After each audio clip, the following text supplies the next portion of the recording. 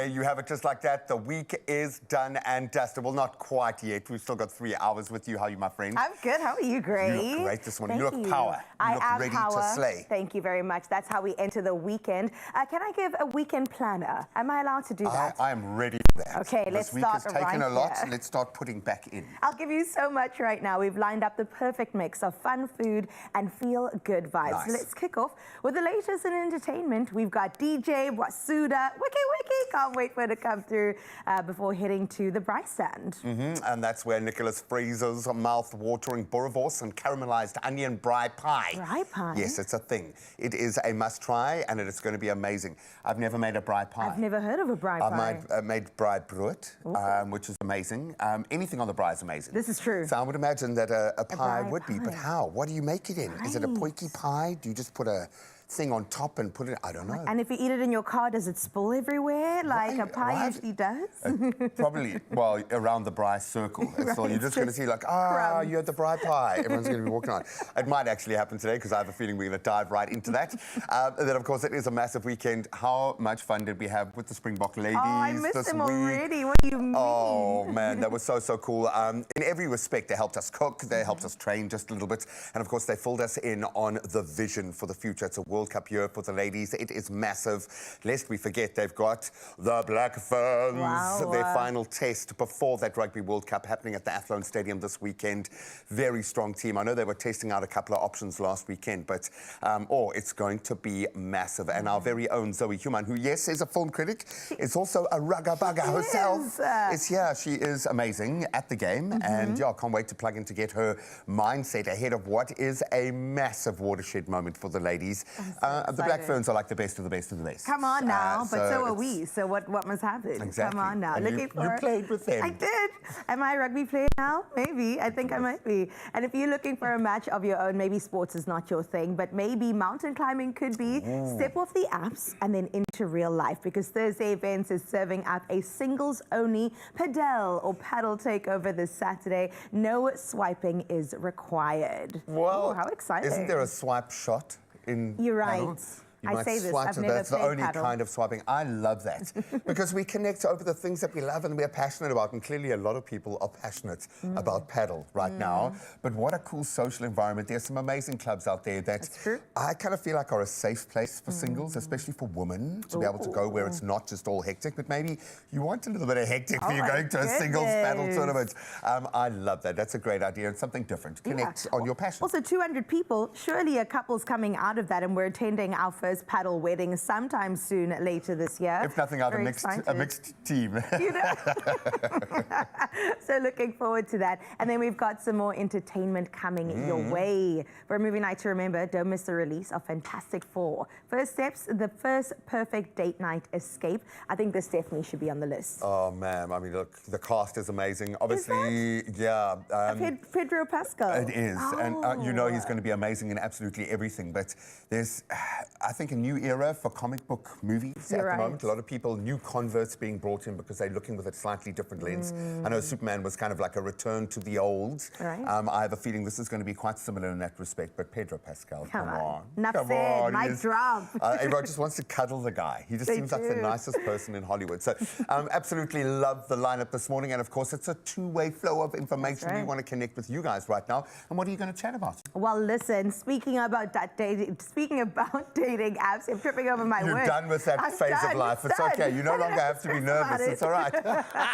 If they disappear tomorrow, where would you go to meet somebody? I personally swiped right on my man, but then we met a little bit later at First Thursdays, so it was absolutely incredible. But maybe it could be a bar for you, a bookstore perhaps, or like we mentioned earlier, a paddle court with 200 singles and perhaps a mimosa in hand. Please go ahead and let us know across our social media. You can find us at Expresso Show and let us know your ideal setting to meet your +1. They call it a meet cute in romantic movies. You know that moment where the guy sees the girl, the guy knocks the girl's bag, something falls out. Maybe it is a paddle, what do you call this one? A paddle racket. And they realize that they both actually have a mutual interest in something great. So let us know at Expresso Show, or send us a voice note if you have an experience to share on 0630369649 Expresso fam. Let's get this two-way conversation going. For now, though, speaking about paddle and sports, Graham's got your latest. And of course, the ladies, they are up against a massive wall this weekend. Let's start with our rugby buzz. Ayanda Malinga, Danelle Lochner and Lindelwa Gwala all returning to a slightly reshuffled Springbok women's side, of course, to face the Black Ferns 15s in their final World Cup warm-up match tomorrow. So Malinga is back out on the wing. Lochner slots in after injury, and then Gwala returns at hooker as part of several tweaks by Swys de Brain to build those combinations. We're going to need depth in that squad, and I think this is a fantastic opportunity to test against the best. Now, speaking of the best and being tested, Peter Coetzee has done it again. He stormed into the 200-metre backstroke final at the World Aquatics Championships, smashing his own African record with a time of 1 minute 54.22, a time that would have won Olympic gold last year. He is having the tournament of his life. Then fellow Pretoria star Kayleen Corbett, she also advanced, clocking 2 minutes 23.81 in the 200-metre breaststroke to qualify 7th fastest for a stacked final later today. Come on, Team RSA. Now let's get back into cycling. Almeva Squirren powered to a brilliant solo victory on stage 6 of the Tour de France Femmes, leading a historic French 1-2 finish ahead of Juliette Labou. This really has been an incredible tour. So the UAE team, 80Q rider, attacked on that final climb to win by over a minute ultimately, while yellow jersey holder Kimberly Lacourt-Pinard, of course, had a fantastic stage win yesterday or the day before, retained her overall lead in the mountains. Now let's get on to cricket. Nonkululeko Miyaba stole the spotlight at the Cricket SA Awards, scooping 4 major honours, including SA Women's Player of the Year. Congratulations. Keshav Maharaj, he claimed the men's crown. That was after a stellar test season where he really did step up in every respect. Then Themba Bavuma, Kagiso Rabada, Heinrich Klaassen and Anrich Nokia also featured among the winners on a night celebrating South Africa's cricketing best.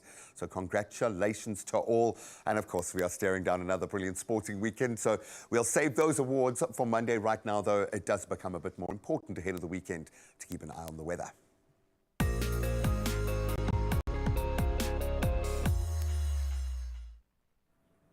Well, thank you so much, Graham. Really exciting things happening out in the sporting world. And when it comes to your weather, well, let's just check in with that sunrise view of the hour. This one is absolutely gorgeous, straight out of the mother city. This is Kailash, straight out of Simonstown. And thank you so much, Kailash, for sharing this gorgeous, gorgeous morning view with us. We absolutely love that we got kick-started when it comes to our weekend along with us. And listen, August is knocking, and hopefully great weather exactly like this is coming our way. 14 degrees is what you can expect in your side of town. A bit of a chilly one. Grab some extra jackets if you are in Cape Town and beyond. And remember to share your morning view with us. 0630369649. And for now, besides Cape Town, let's see what the rest of the country is doing when it comes to your weather.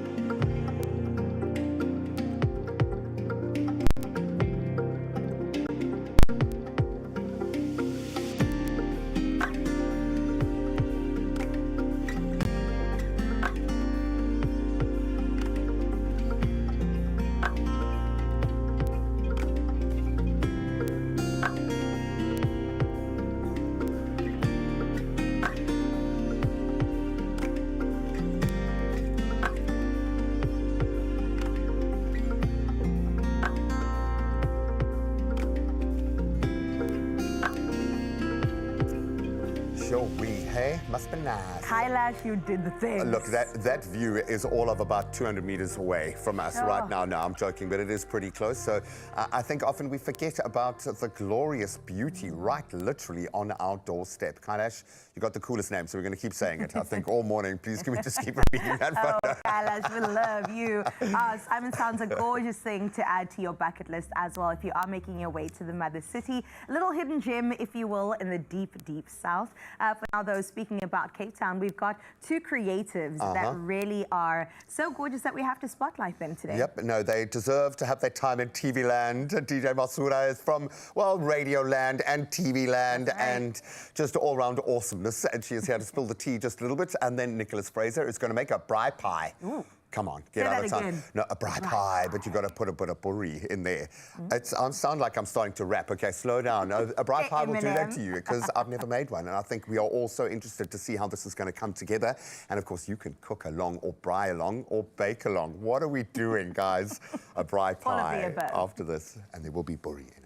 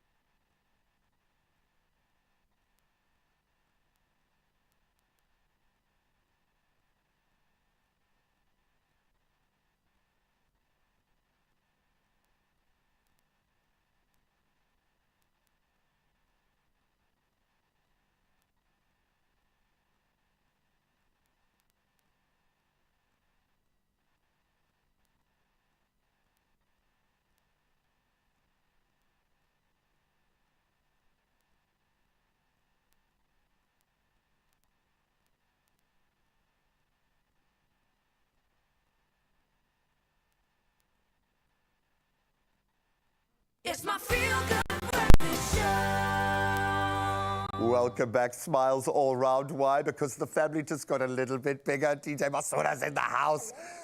Are you a radio star? Are you a TV star? Are you a content creator? How would you describe yourself in one sentence? Just like that. I think, let's say flexible. Ooh, I like that. Yeah, I think I could have worded better, but I think flexible. Oh, no, I like it. You've got to be able to pivot, as they say in TV land.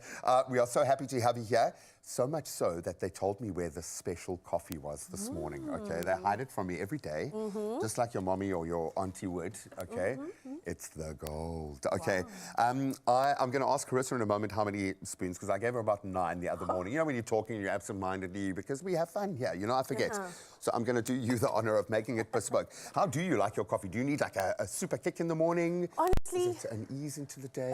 yeah, let's ease. Okay, I'm going to start with one. The gold does have a beautiful, rich flavor, so it is a perfect ease in for the day. And then, Carissa, excuse me being so rude, shouting across the house like this. We've got a very special guest this morning, okay? So I want you to be extra, extra nice. But I'm going to be extra nice to you and make you a cup of coffee bespoke, okay? How many spoons would you like this morning? Your usual 9? Or would you go for something a little less this morning? Great, do not get us confused. Usual 9 for who? I think we're going to go 2 spoons 2, today. okay. Yeah, level it out a little bit. Okay, now I've got to warn you because I ask her how many because it's a good indication of how spicy she is this morning, okay? 2 is a bit dangerous. If she had said 1, I would be okay. But 2, dangerous, 3, we're on fire this morning. So I'm going to have just 2, okay? Yeah, now that you outed me on national TV, Carissa, thanks. And then we're going to have a little bit of fun. Are you judgerach? Are you willing to spill the tea? Oh, yeah, of course. Yeah, it's kind of part of the job description. The tea should be hot. So. Well, it is, and you're going to have a little bit of fun. And don't worry, we will cater for this affair as well. We have got some delicious rusks on the way, but what I'm going to ask you to do, because everyone's got to pull their weight around here, okay? Do you mind delivering this cup of coffee to my gorgeous friend who is so excited to have you in studio this morning? Okay, cool. Please do that. All right. Ooh, I hope you're ready. Don't move the coffee table. Sit around the coffee table. We're about to spill the tea for some entertainment news.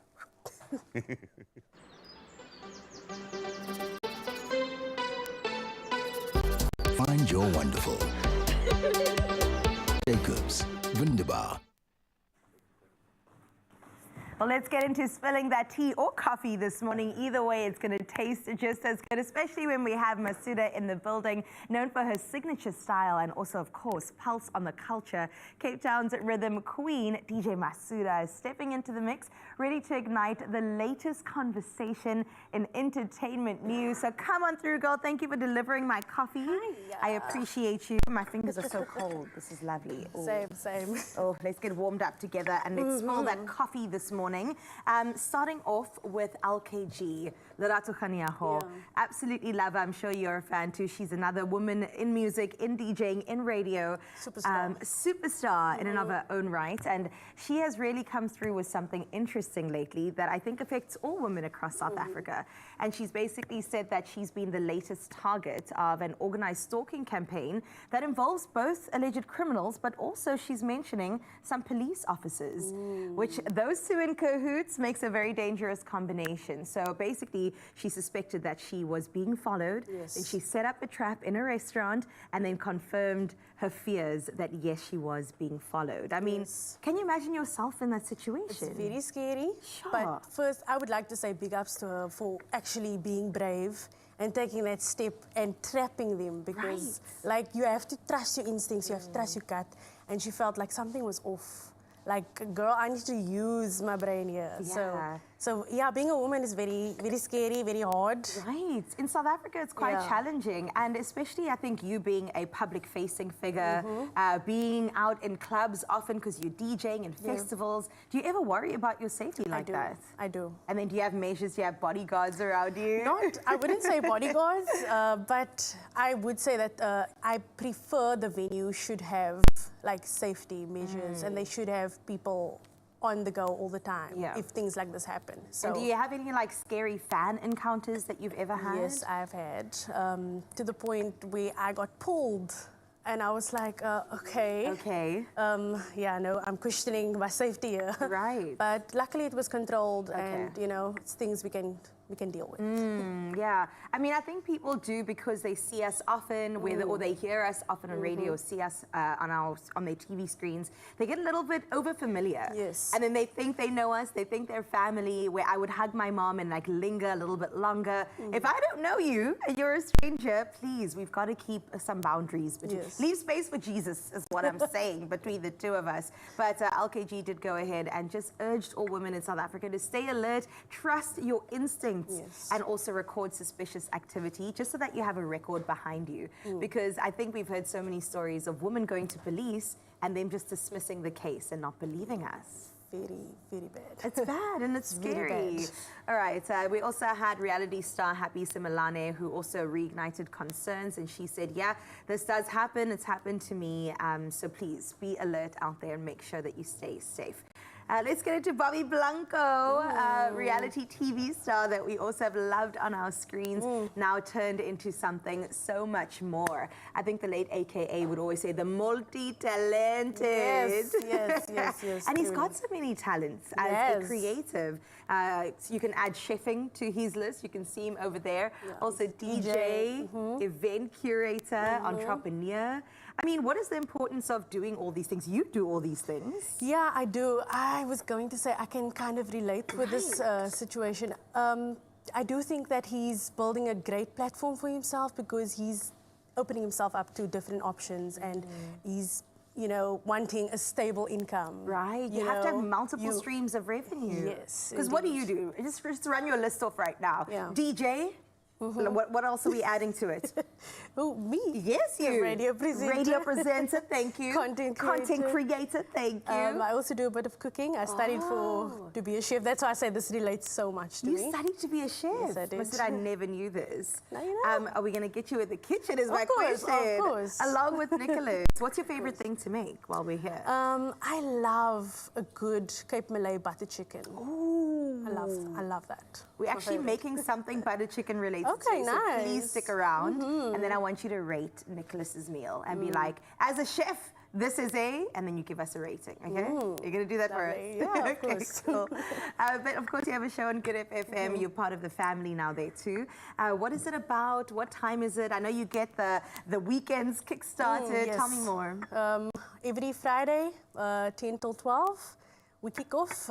It's a party. You're invited. It's just straight vibes. Oh my goodness! Like the kind of music we're doing, hip hop, house, hip-hop, R&B. house, some amapiano, some gom. It's vibes. Oh my it's a whole lot of gosh! vibes. I mean, look at you. You are a vibe. So let's get into it. Okay, the last story for local entertainment news is a congratulatory one, all around Sharks rugby star Edwil van der Merwe and his wife. Congratulations to Nadine. They're Yay. expecting their first baby. So they put out an announcement video, a beautiful, beautiful, joyful shoot. Let's have a look.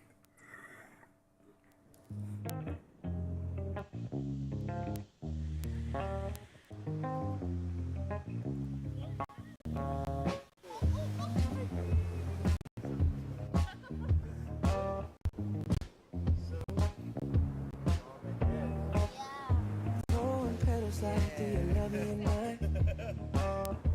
Head is spinning and it don't know when to stop. You said forever, baby, did you mean it or not? Hold on, hold on. Give me a red, baby, but I still get the rest. Oh yeah. Instead of a line, it's 3 dots, but I can connect them. And if it ain't right, baby, you know I respect it. Time, just take your time, honey, I get it.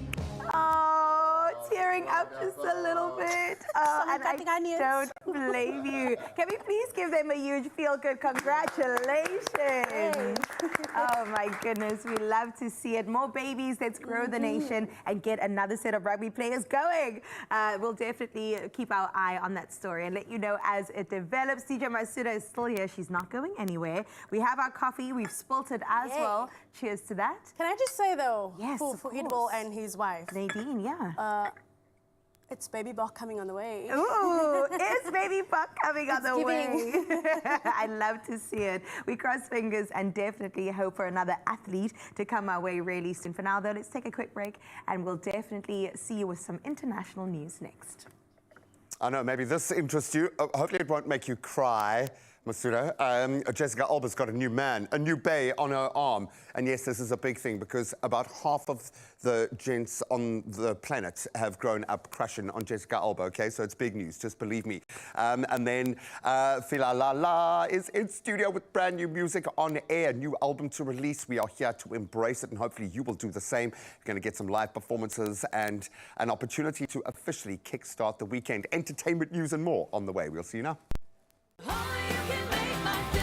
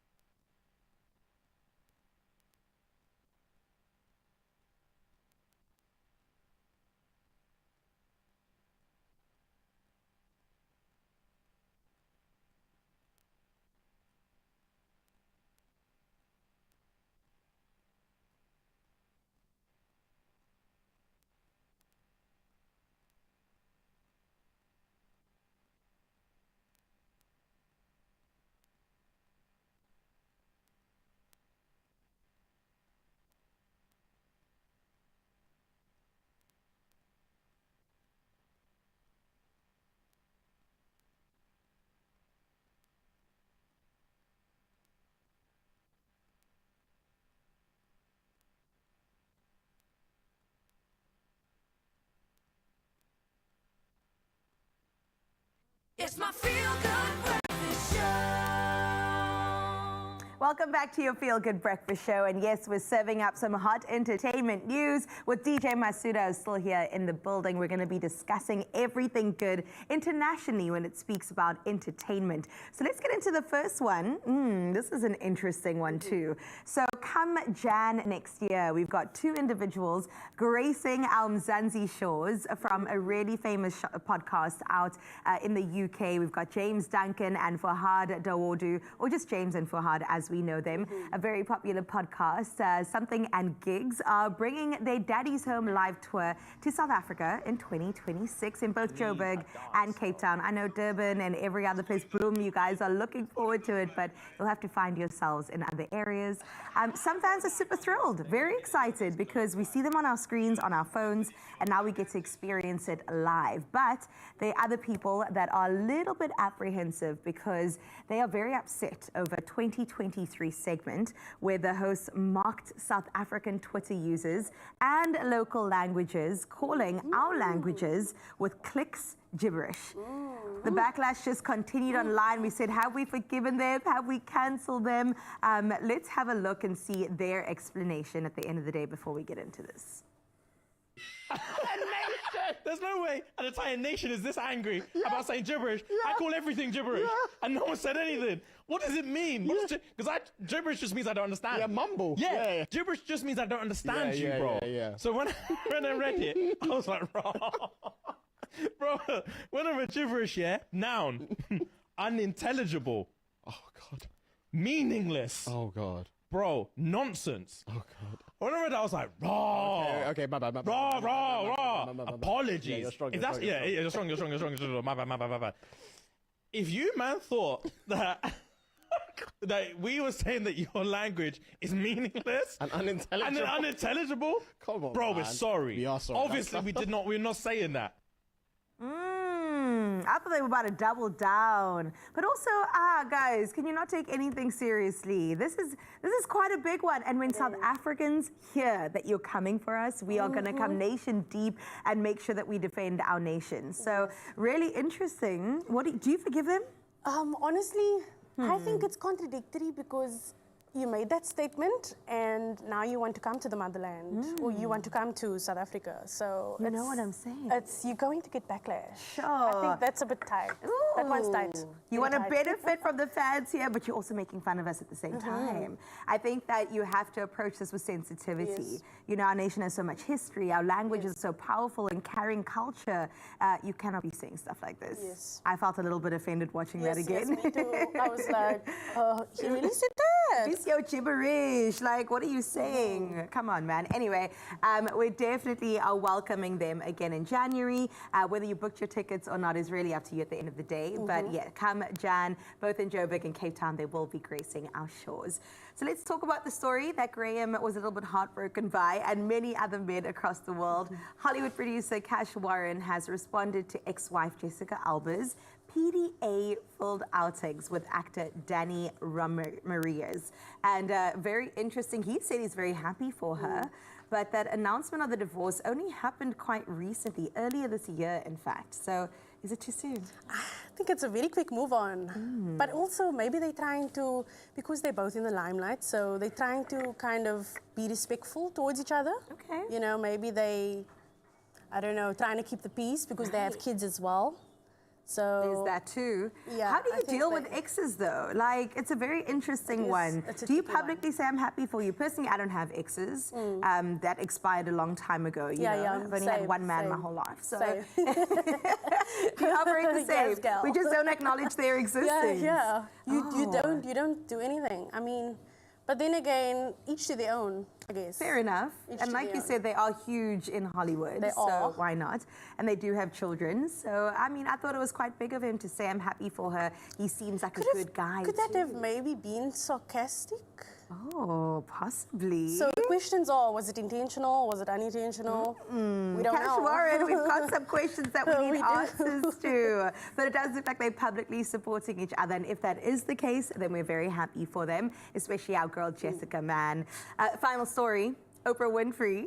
This one, I won't lie. I was like, Oprah girl, no.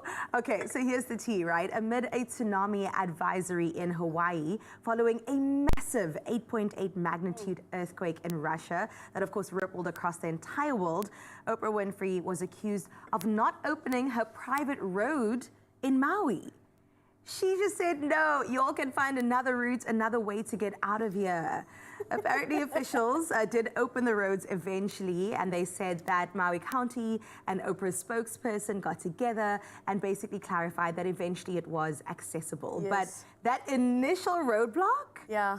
people's lives at risk. I thought it's going to be like, you get a road. You get a road. We can all access the Everybody road. gets the road. That's insane. Yeah. Oh man. Well, Oprah's estate in Maui includes the disputed private road, which is now open for safe passage. I mean, honestly, she's not even in Hawaii at the moment. Yes. Why not just open the way and make sure that people arrive safely? It's a very scary Yes. and very unpredictable sort of atmosphere to be in, and I think it's important to make sure people are safe. Yeah, and there's a lot of fear going around, and you know, she's trying to be that person that's like, I'm going to save you all, don't worry, I'm going to save the world. Yeah, and Oprah We love has Oprah. been. She has been. Okay, DJ Masuda, that's where we wrap it up. Are you going to stick around for a little bit longer? Of course. Okay, girl. We've got you all morning till 9 o'clock. That's a wrap on local and entertainment international news. So make sure that you also grab your coffee or tea and continue spilling along with us until 9 a.m. Yay. All right, there is an opportunity today, and it is massive. I've been holding back the excitement just a little bit, but this is, I think, probably a record breaker by recent memory. Have you bought your Powerball ticket yet? I ask because there is a staggering 113 million rand sitting in that estimated jackpot this Friday. Walala wasala, baby, come on. You can get your tickets as soon as they open in store. You can go online right now, nationallottery.co.za. You can use their mobile app, which is easy to use. You can use your own cell phone banking setup, or you can simply dial *120 *7529# for USSD. And we've kept all of those details up on our social pages, so you can check them out at your leisure. And Panda, push up, play your Powerball for an estimated 113 million rand in that jackpot today. That is incredible. Well, you can ruminate on that for just a little bit as we prepare for the second hour of the show, starting to build beautifully. Filalala is in house, and she has got a brand new album, and we cannot wait to get a taste of On Air. She's amazing. We'll connect with the artist and, of course, get a taste of the brand new music. And then Nicholas Fraser is back with some insanity, as he does. We are making a braai pie with boerewors and caramelized onions. It looks, it smells amazing. Can we replicate it? We're going to do our best shot after this. We'll see you now. Only you can make my day.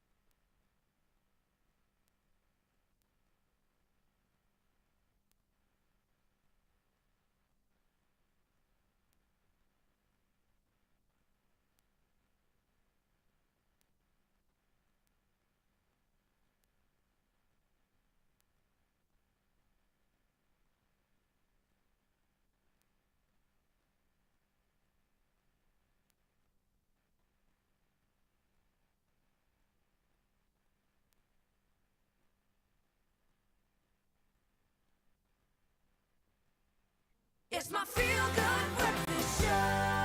All right, let me tell you about somebody I am utterly obsessed with. Filalala is a singer and songwriter with a sound that defies genres and a voice that you definitely will not forget. Now, she's one of the continent's most exciting new voices, having recently released her debut album. It's called On Air. So before we get to know the woman, let's take a look at this. Why don't you wanna call me?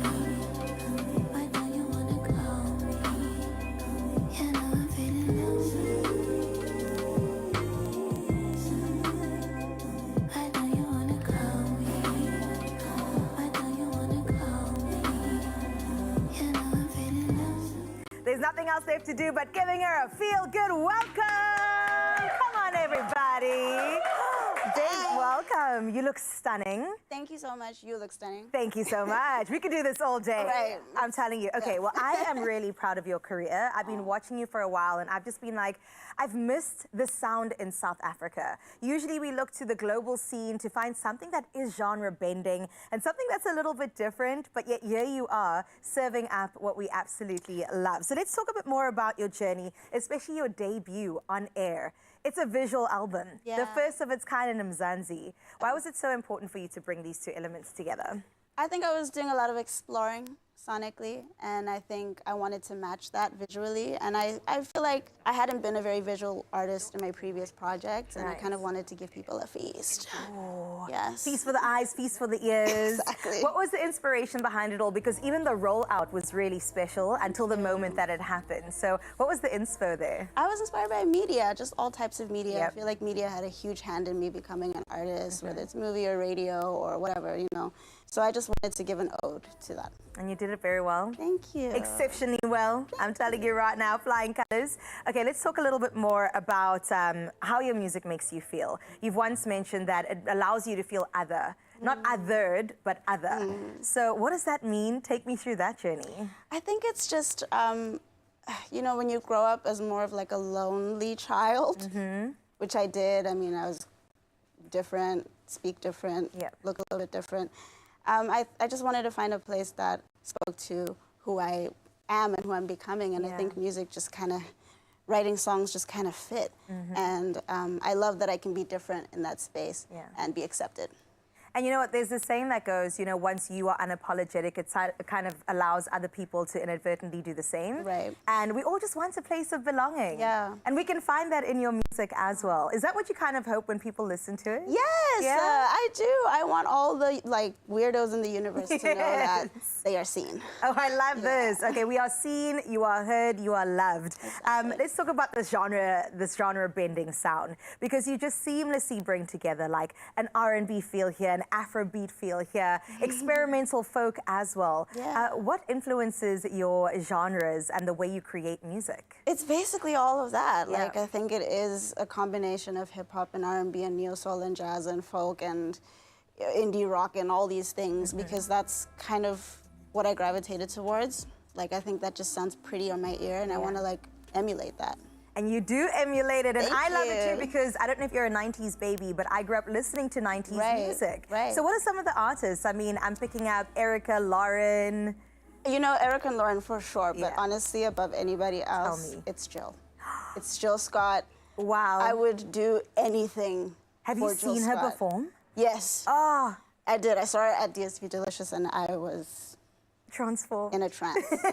Can't imagine. I love her. She's given us so much. I mean, Yeah. all of the neo soul greats, all of the Yeah. 90s R&B greats. Yeah. And do you kind of feel like you're carrying on that baton, but bringing it home at the same time? I think so. I think Yeah. I'm trying to bring a little bit of a local flair to it, and just a me flair, because I think I am I'm unique. You are. It's something refreshing. A Thank breath you. of fresh air, something different from the way you express yourself in your music to your fashion. I mean, it's just so evident and beautiful to own the space that you're in as Thank well, you. right?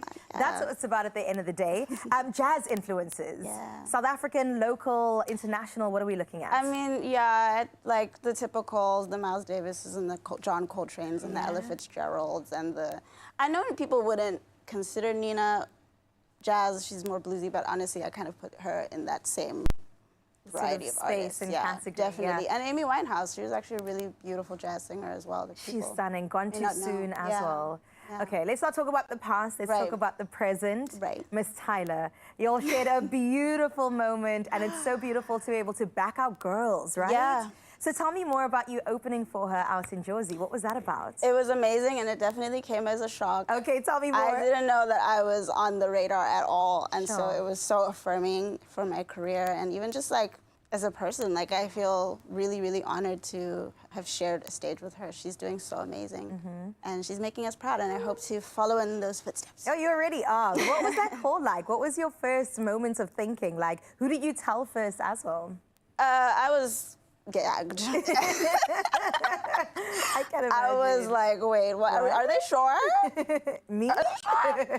And then to find out that I was going to be doing it in my hometown, so obviously I told my family Of first, and they were course. like, "You're going to perform at an arena?" And I was like, "I know." Like, what? Right. Yeah, so. Do you find that you usually do more intimate performances? Is that when Yeah. you shine like the best? Yeah, I love those. I Yeah. love being able to look you in the eye while I'm serenading you. You can do that. We can lock eyes. We can lock eyes. I'm not mad at it. A little bit more about you reshaping the global sound, or even the way people see South African sound, because I know we've got the greats from back in the day. Hugh Masekela had his particular avenue. Also, Yeah. Lady Smith, Black Mambazo had and those were kind of the names that were thrown around. Now we live in a different era, different Yeah. time. There's more options available as well. Yeah. So in terms of reshaping that narrative in South Africa, I mean, do you feel like you're doing that? Yeah, and you know, my friends and I, we always joke about like how pioneering is lonely, and that it can be quite a lonely experience trying to drive a new movement forward. But the response has been so amazing and affirming, and I don't know, like I I do want to be remembered that way. I do want to be remembered as somebody that opened people's minds up to just a little bit of a different flavor. Still local, still probably South African, but just a combination of other things as well. I like expansively Yeah, South African. yeah, you know? exactly. Because the limit does not exist, and this is what we're here for. Filalala, we'll definitely be singing along, jamming along, enjoying to all your music. She's going to perform a couple of songs for us, so very excited about that. Looking forward to the goodness that is coming your way, Feel Good fam. Please don't go anywhere. Make sure that you get yourself comfortable, because we're in for a treat. Oh man, and if the sound checks are anything to go by, the performances are going to take our breath away. Cannot wait for that. But let's settle things down just a little bit and kind of make a braai in the middle of our kitchen. Nothing says South African braai quite like a savory pie fresh off the grill. This braai pie combines the smoky spiced goodness of traditional boerie with rich melted cheese, sweet caramelized onions, all wrapped in a flaky golden puff pastry crust. You can hear I'm losing confidence even as I say it, Nicholas Fraser, because we've never made this on the show, okay, which is quite a thing. Now, we're used to seeing you start the party 10 till 12. Good hope you're a party starter, but can she cook?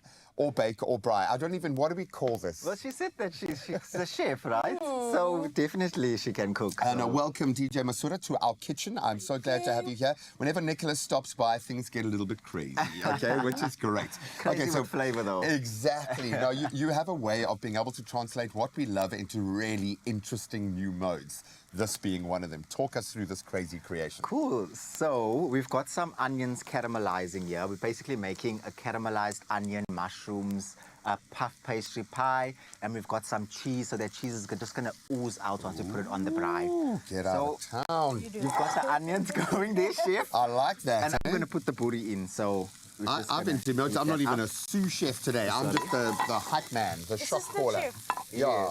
So we want to get the onions nice and caramelized. And the boerie, we don't have to fully cook it through because remember we're putting it into the pastry and it's going to cook on the braai. There's going to be a lot of residual heat coming through there as well. We just want to cook this to a nice temperature where we can just slice it up. Okay, just make it a bit more manageable. Is this your kind of vibe? DJ Masura, what is your palate? Like, what do you normally cook and go to when you want to create? What you mean, like a craving? Yeah, like what's your go-to flavor when you're in your Like happy place? Like I said earlier, butter chicken, but I think I'm doing like a little bit of Korean here because I love me some Indomie noodles. It's just a quick snack, you know, and you can spice it up. You can put some boiled egg, you can put a fried egg, a yolky fried egg. I love a yolky egg. You can put some spring onion in there, sesame seeds, and you can make it lavish. I know, and it doesn't, yeah, you can zhuzh it up quite easily, and it doesn't break the bank. Yes. I'm down with that. Yes. I am wondering about the mode. Okay, when we bake on a braai, how would you do that? What's the mode, the utensil? I know we've got a griddle there. So I would say it needs to be around 180. Obviously, you can't measure 180 on a braai. So the braai masters out there are going, I got that, you know? Let's say you want your coals to be like really grey. So something like when it's really grey, the heat is a bit lower. So you want it a bit of low heat. Try to get your grill as high as possible because you don't want the pastry to burn. Okay. So that's how we're going to do it. All right, so it's by braai standards relatively low and slow. Going. Oh, and that's what we want. We want that caramelized color on the boerie. Oh, completely, because also that's the fats that are being released there. That smoke, that smell, absolutely beautiful. Now, I know generally you don't have a QR code or TV next to your braai. So for the purposes of this morning, just scan the QR code on your TV, keep it on your phone, and then go outside if you are going to be braaiing with us today.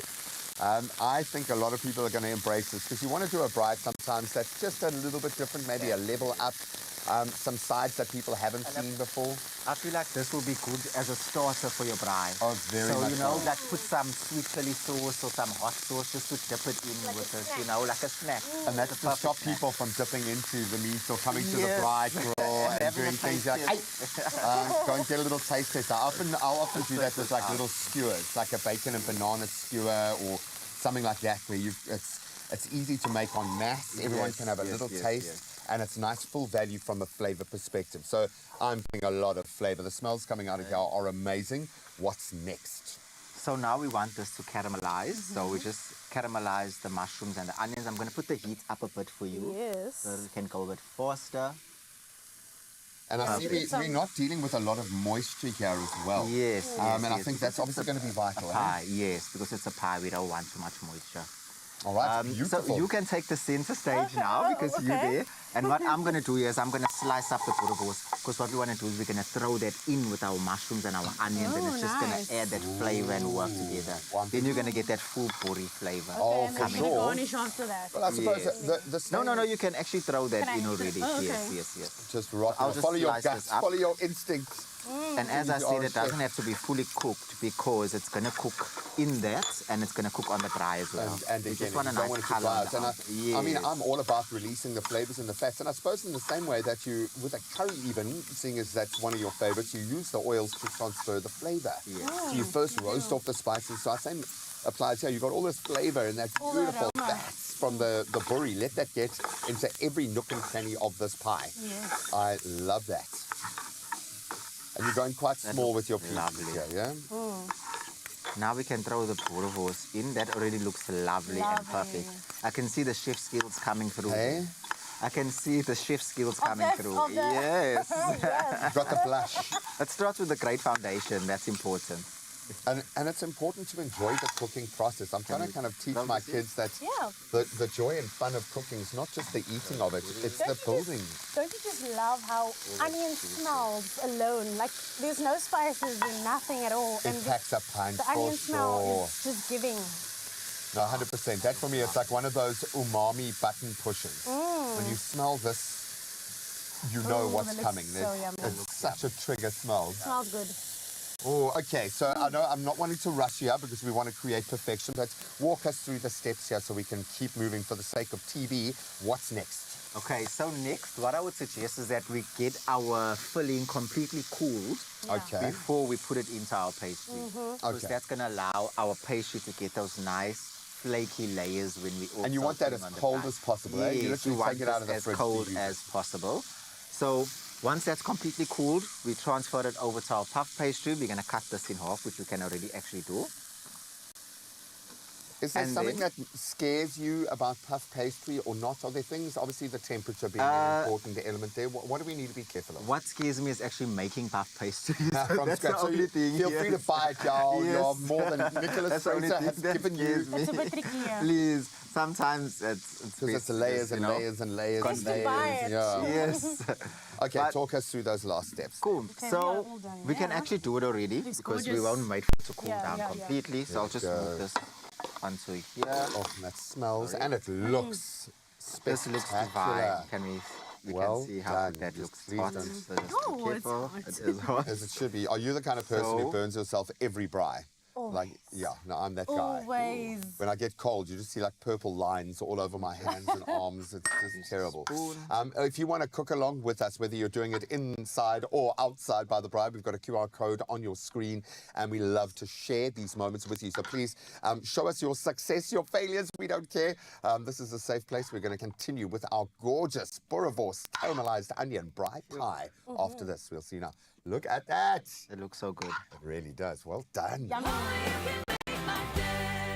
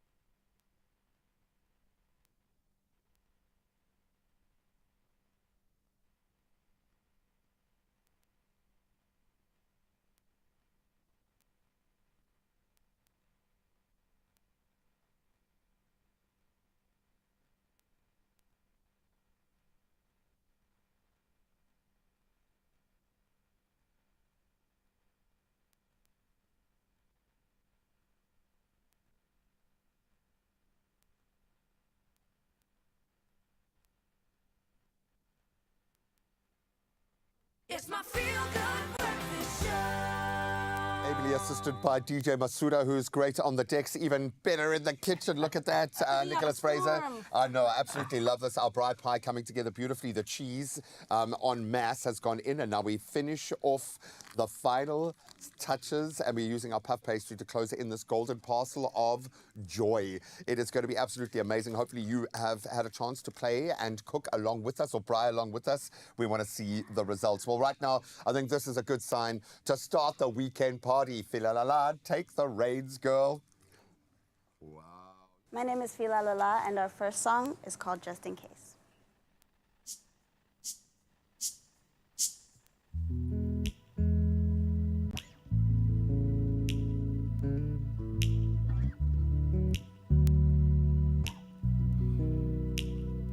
Just in case you forgot how I feel about you, I take time. I'm not there to come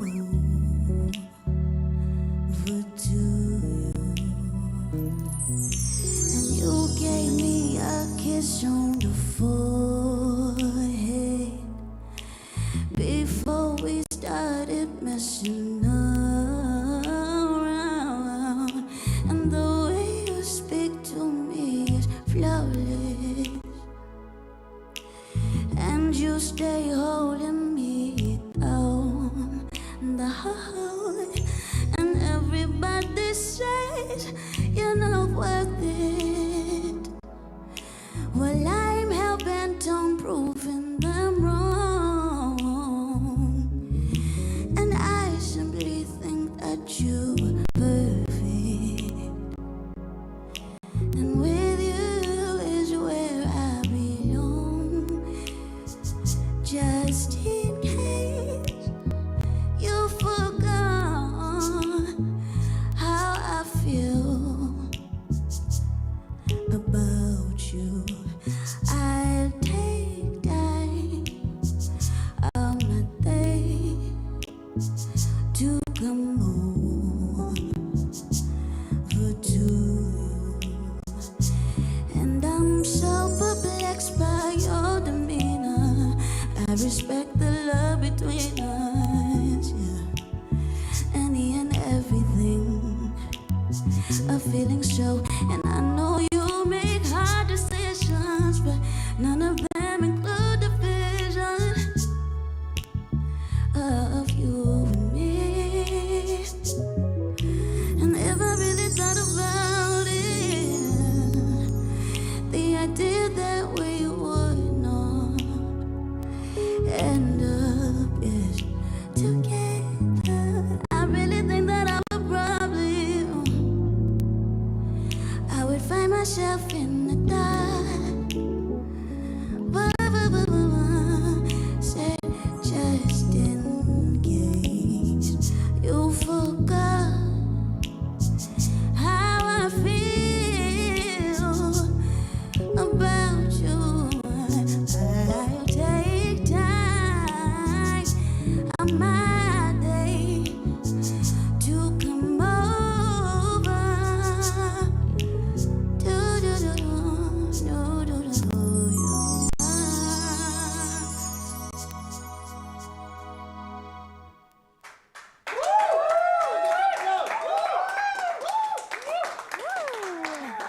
Yes, la la la. My goodness, I wish I could sing along with that ethereal princess. But listen, we still have more incredible performances by our wonderful entertainer today on this wonderful Friday. For now, though, just moments before 7 o'clock, let's get into your national news headlines.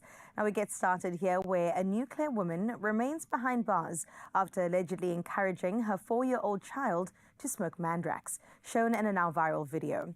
Now, she appeared in the Johannesburg Regional Court alongside 2 co-accused, charged with child abuse and attempted murder. The case will resume on Monday, and currently the child is now in safe care. Joburg Metro Police Department's K9 unit made the arrests following a tip-off, with all 3 suspects reportedly confessing. Now, the video sparked national outrage, and authorities are working to verify their identities as well as their addresses. In other news in the country, the South African Reserve Bank has cut the repo rate by 25 basis points, bringing it to 7%, with the prime lending rate now at 10.5%. Governor Lesetja Kganyago cited low inflation, currently 3%, and a weak economy as key drivers. Now, this is the second consecutive rate cut. Analysts suggest further reductions may follow if inflation remains within the 3.6% target band. Now, the decision aims to support household spending and business investment amid continued economic sluggishness. In your international news making headlines, U.S. Special Envoy Steve Witkoff is visiting Gaza today to inspect aid operations amid worsening starvation. Now, over 100 people were killed in the past day, many while waiting for food near the Zikkim crossing. Israel blames Hamas, but UN agencies cite man-made famine. Witkoff, joined by Ambassador Mike Huckabee, aims to secure improved food delivery plans. Now, despite, quote, tactical pauses, end quote, UN officials say aid flow remains inadequate.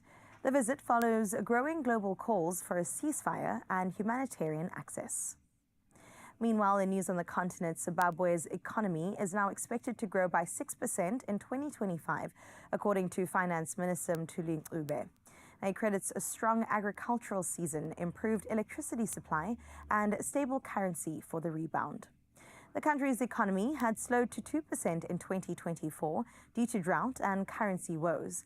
Although fiscal pressures remain from grain imports and wages, the government has collected more revenue this year. The gold-backed ZiG currency, launched in 2024, continues to show signs of stabilization. And closing off with a good story, because they're back, baby, and still cussing up the storm. 4 years after being separated from swearing at visitors and egging each other on, 5 African grey parrots at Lancashire Wild Park in the UK have been joyfully reunited. Billy, Elsie, Eric, Jade and Tyson became infamous for their rude remarks and cheeky laughs, which they picked up while quarantined together. Now, park staff had to split them up to avoid corrupting the rest of the flock and traumatizing visiting toddlers. But with global fame, millions of views, and a growing fan base, the feathery foul mouths are an absolute hit. Visitors now flock across Europe just to hear the parrots swear. Go on, lads and girls, squawk it out. A great way to close up your 7 o'clock news. Now let's get into some sporting highlights. Here's G-Man with the latest.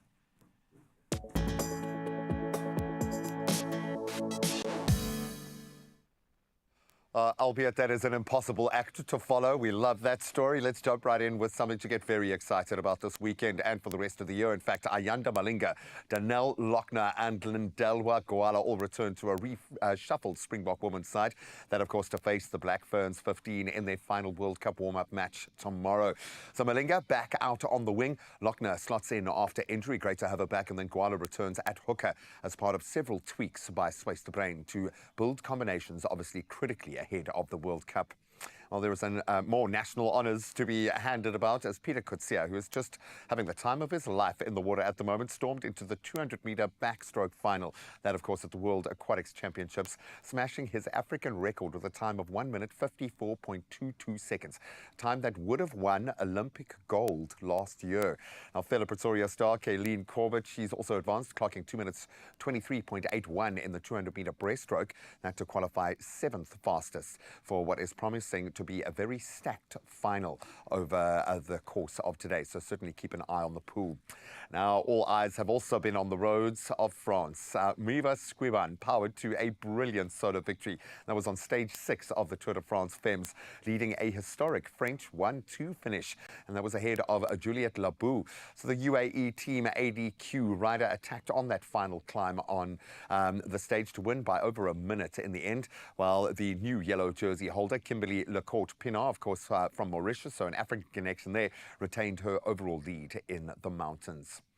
Now let's get on to the awards in cricket. And Nonkululeko Mhlaba, she stole the spotlight at the Cricket SA Awards, scooping 4 major honours, including SA Women's Player of the Year. Then Keshav Maharaji claimed the men's crown after, it must be said, a stellar test season. Really did put his hand up. Themba Bavuma, Kagiso Rabada, Heinrich Klaassen and Anrich Nokia also featuring amongst the winners on a night celebrating South Africa's cricketing best. And they've been on a rich vein of form. So congratulations to all. But that's where we leave our sporting lineup for now. I think the roads should be waking up. Let's get the latest on the traffic front.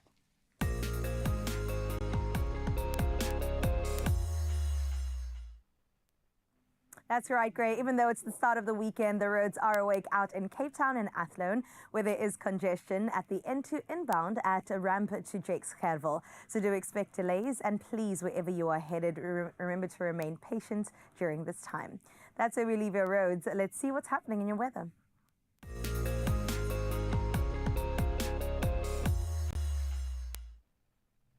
Well, in your weather news this morning, the South African Weather Service has issued a yellow level warning for damaging winds and waves along much of the coastline. Now, small vessels face a risk of capsizing, and that's between Alexander Bay and Kossie Bay. Now, with disruptions expected at harbours and ports, do be alert of those. Inland, strong winds may cause localized damage in KwaZulu-Natal south of Richards Bay.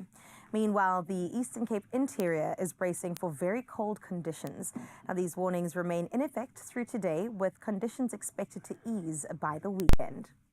Nice way to close things off there, but I have an even better way that will add that cherry on top of our weekend cake, and that is our sunrise view of this hour. Once again from Cape Town, showing up this morning, we have Len, who captured the most beautiful morning view through your wonderful camera. And I love the fact that it looks like it is painted by you, Len. Thank you so much for getting in touch there, capturing beautifully the wonderful colors of the sky. We wish you nothing but the best this weekend and hope that you definitely enjoy the start of August. 16 degrees is what you can expect on your side of town out in Lansdowne and Cape Town, but let's see what the rest of the country is getting into when it comes to your temperatures.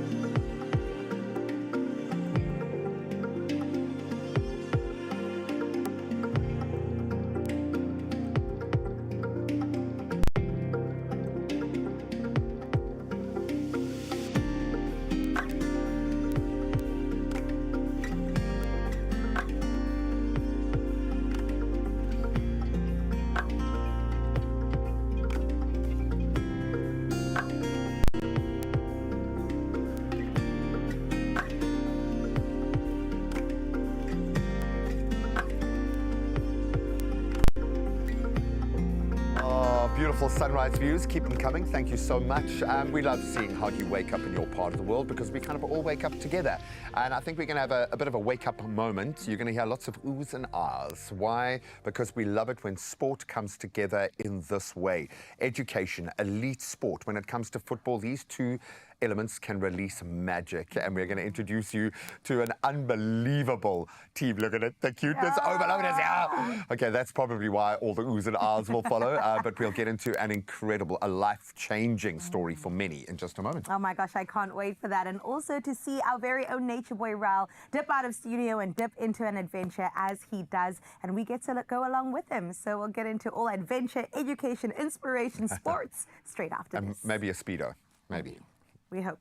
Only you can make my day.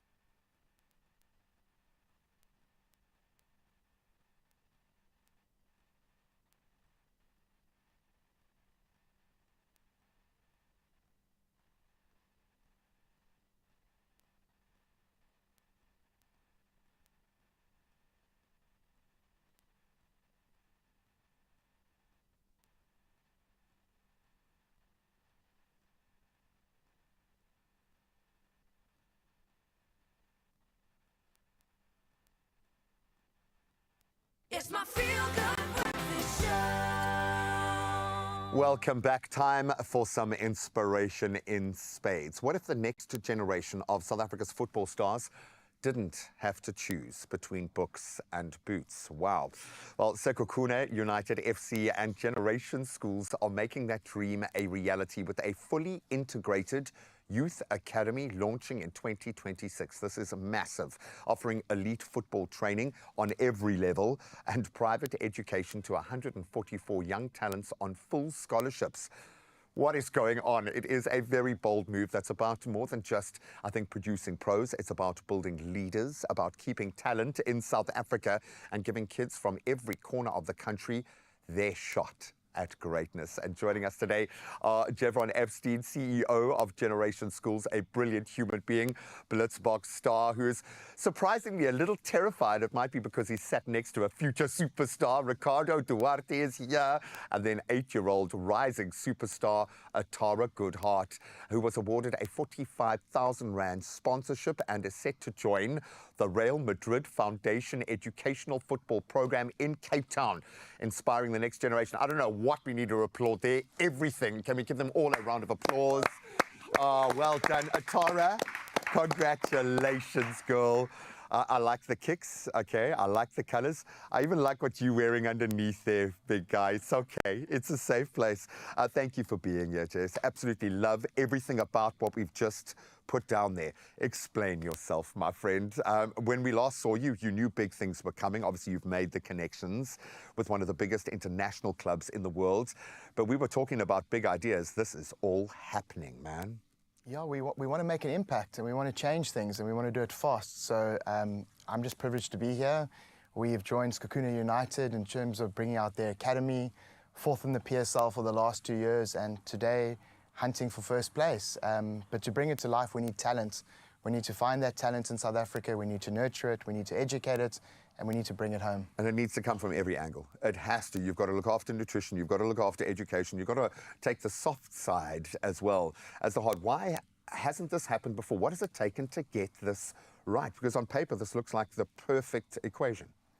Yeah, I think fear stops people. And as I was speaking to Ricky earlier, that you just have to accept fear for what it is and just run straight into it. And I think, you know, if you've got the idea and the ideology to do something, back yourself and get it done. We have all the talent, so let's make it happen.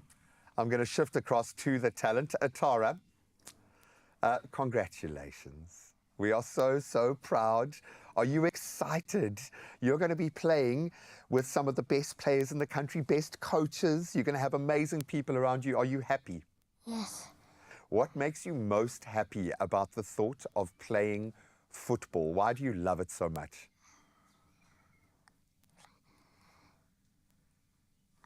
And we all absolutely love it as well, so we get it, we understand. How does it feel when you're out on that field? It feels like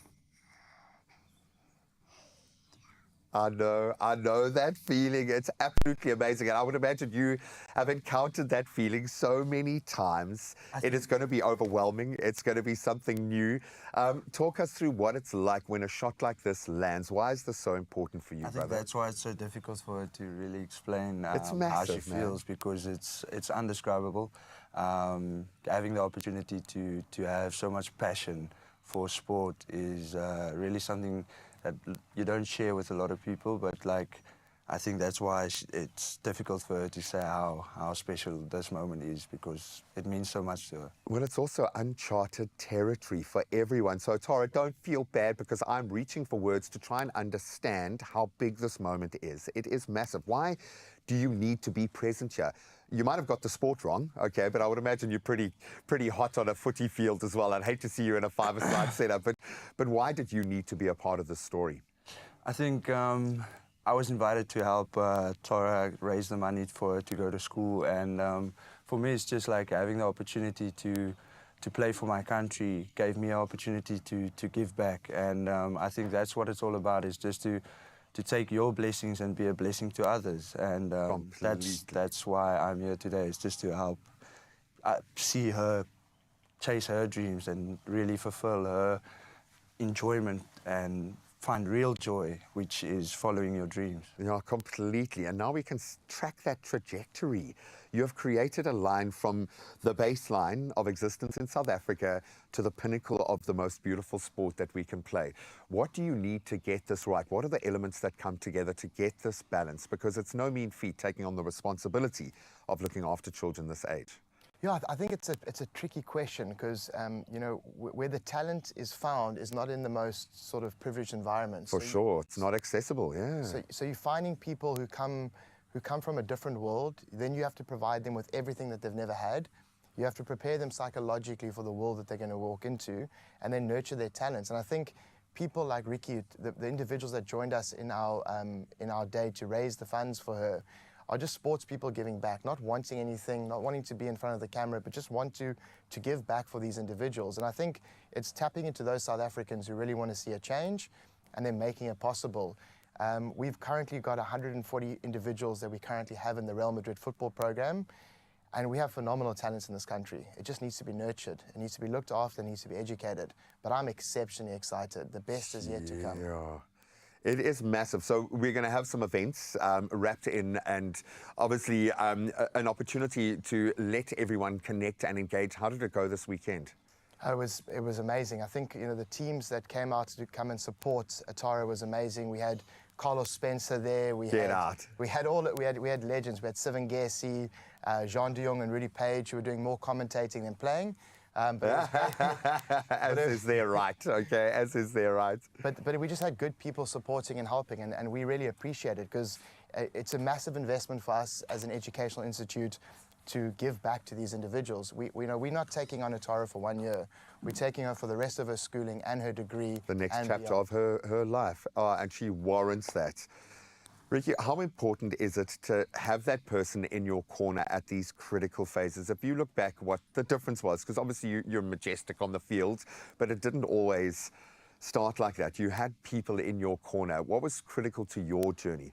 A lot of things actually. Like my parents are very hardworking people. They own the fish fabric, and they never used to be able to watch a lot of my games during the school years. And I figured, or I found out that where my motivation or where I started believing in myself was through other people coming to me and telling me, "Yeah, you're going to be a Springbok one day. You can do this, man. You can do this. You can do this." And it's like not even my parents, but parents, other children's parents coming to you and be like, "Believe in yourself. You have this."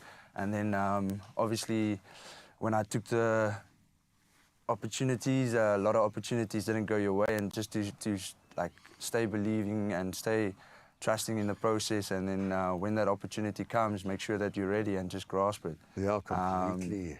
So yeah, I think for me it was not an easy journey, but it was a journey that formed me to be exactly where I needed to be. Yeah. In the right moment. So yeah. And you can handle it. You can handle it. Atara, I've just got one question. I just want one word answer. Are you going to play for Banyana one day? I like the fact she's thinking about it. Yes, she will. And I have a feeling she's going to be playing for Real Madrid. But let's keep her in the country just a little bit longer. Absolutely love you guys. What you're doing is mind-blowing. Thank you, thank you, thank you. Show some love, show some support. Start pouring back into the communities around you. And these are the kind of projects that we can see for the next 20 years are going to be changing lives. Absolutely love it. Oh, what a beautiful conversation. And right now, if you're ready to dip out with Omar, you've come to the right spot. Because this week, Rel took things to new heights, quite literally. He stepped out of the studio and into the world of indoor rock climbing at City Rock for a gravity-defying snack break. So let's see how he handled the challenge and if there were any rusks left by the end of it. I'll have my dipping moment, and then let's take a look at this.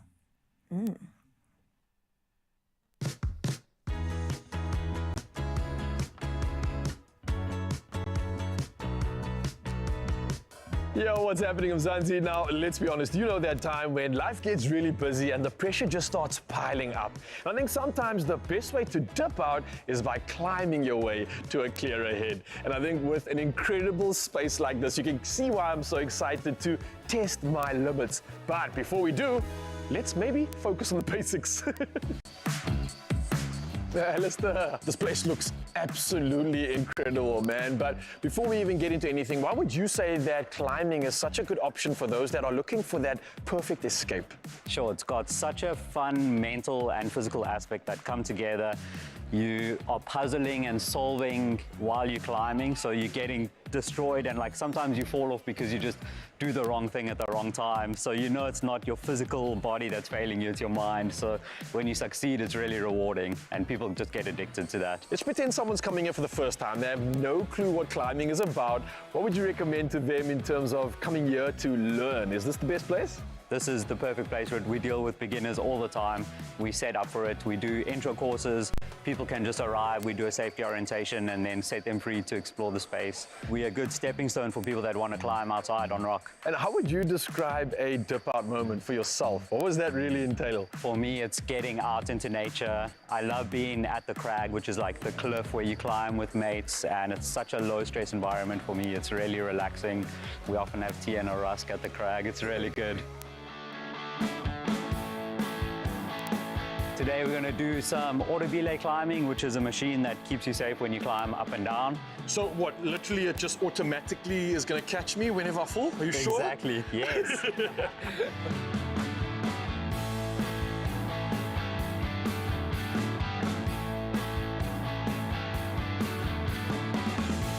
Safety is check, and this is pretty much where you might find me for the rest of the day, unless I've dipped out too hard. But the best part about it is that even if you've got a massive fear of heights or just need some assistance, you've got Alistair over there that will climb with you and make this so much easier, so you can focus on the fun stuff. Wish me luck. I think I chose climbing today because it's something I've always wanted to upgrade my skill set in. I felt that I have the ability, but I have no clue what I'm actually doing. And seeing that I'm out in nature, hiking all the time, why not test myself, see if it's something that I might enjoy, and hey, this might be a new hobby.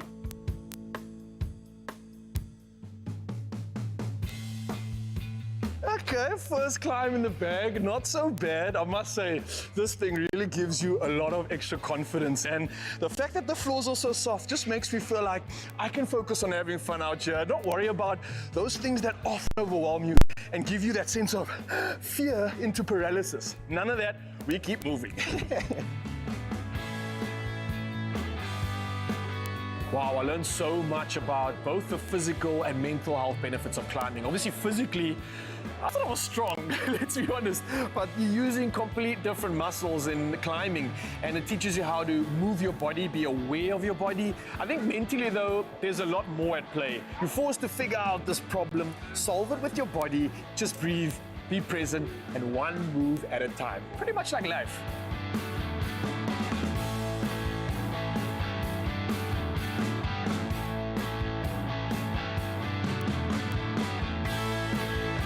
Oh man, let me tell you, this climbing thing is absolutely incredible. And it does something special for your focus. It brings you to your center, it allows you to be more present, and it just kind of gives you that opportunity to reset. It's kind of like meditation, but with sweat.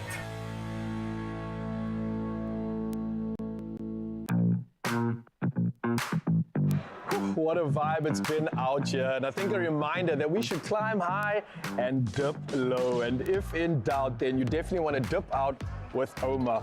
And I think this is a perfect time to cheers to all the good times, and especially when we talk about climbing and having a rusk to enjoy. Dip out with Oma this winter. Tasty, filling, and oh so satisfying. The ultimate winter snack. Oh, I love that. I miss Raul. I miss him too. so Our much. nature boy. He's like deep in nature right now. And we are happy for him. And of course, we want you guys to also have a little bit of fun. We want to know from you, how do you dip out when the group chat goes into overdrive? Do you mute it? Do you archive it? Do you just walk out completely? Maybe, just maybe. The answer stands the chance of winning you 2,000 Rand in cash and a beautiful Omar Rusk's hamper that she might have been dipping into already. Reply to the competition post on the Expresso socials. And of course, use use that qualifying hashtag dip out with Omar, or otherwise it's not getting entered. So get on and get those entries in by the 4th of August. You can find the T's and C's on expressoshow.com. These look like condensed milk. They're delicious. They're the original. Oh, gee. Ooh, nice. I love that. Okay, you know we are crazy about the crazy store. We are. And we're going to get even more crazy We about have been it. crazy for the past 28 years. My goodness, the excitement is through the roof. What an incredible celebration. So we'll get to talk about the man, or talk to rather, the man behind all the craziness. And 28 years is no small feat. So I think we got to know. I'm going to say it on behalf of all parents, thank you for every child's party. Thank you for every child's room. Thank you for every Father's Day, Mother's Day, and every other anything. You're right. Thank you. Even as a fur mom, thank you. Exactly. You got me covered as well. Milana's also here with another performance. Isn't she so I amazing? love her. I love her. Okay, I'm going to prepare with another bite of rusk. Thank you so much. We'll see you now. 1, 2, 3. Bye. Creamy coffee in 3, 2, done. Jacob's 3-in-1. Wunderbar.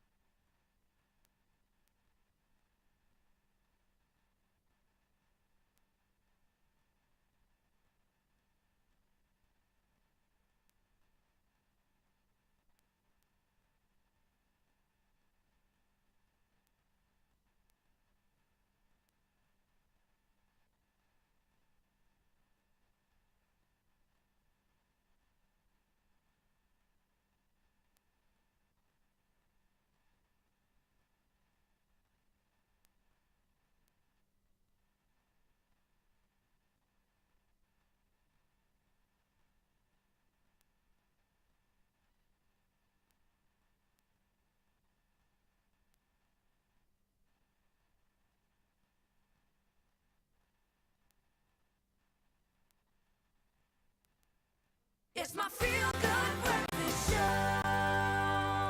It's true, it is your feel-good breakfast show right here. It is Expresso on S3. And right now, we've got to get the party started because from party tricks to pet toys, picture frames to funky socks, the Crazy Store has kept South Africans literally smiling, but most importantly, shopping for the past 28 wild and wonderful years.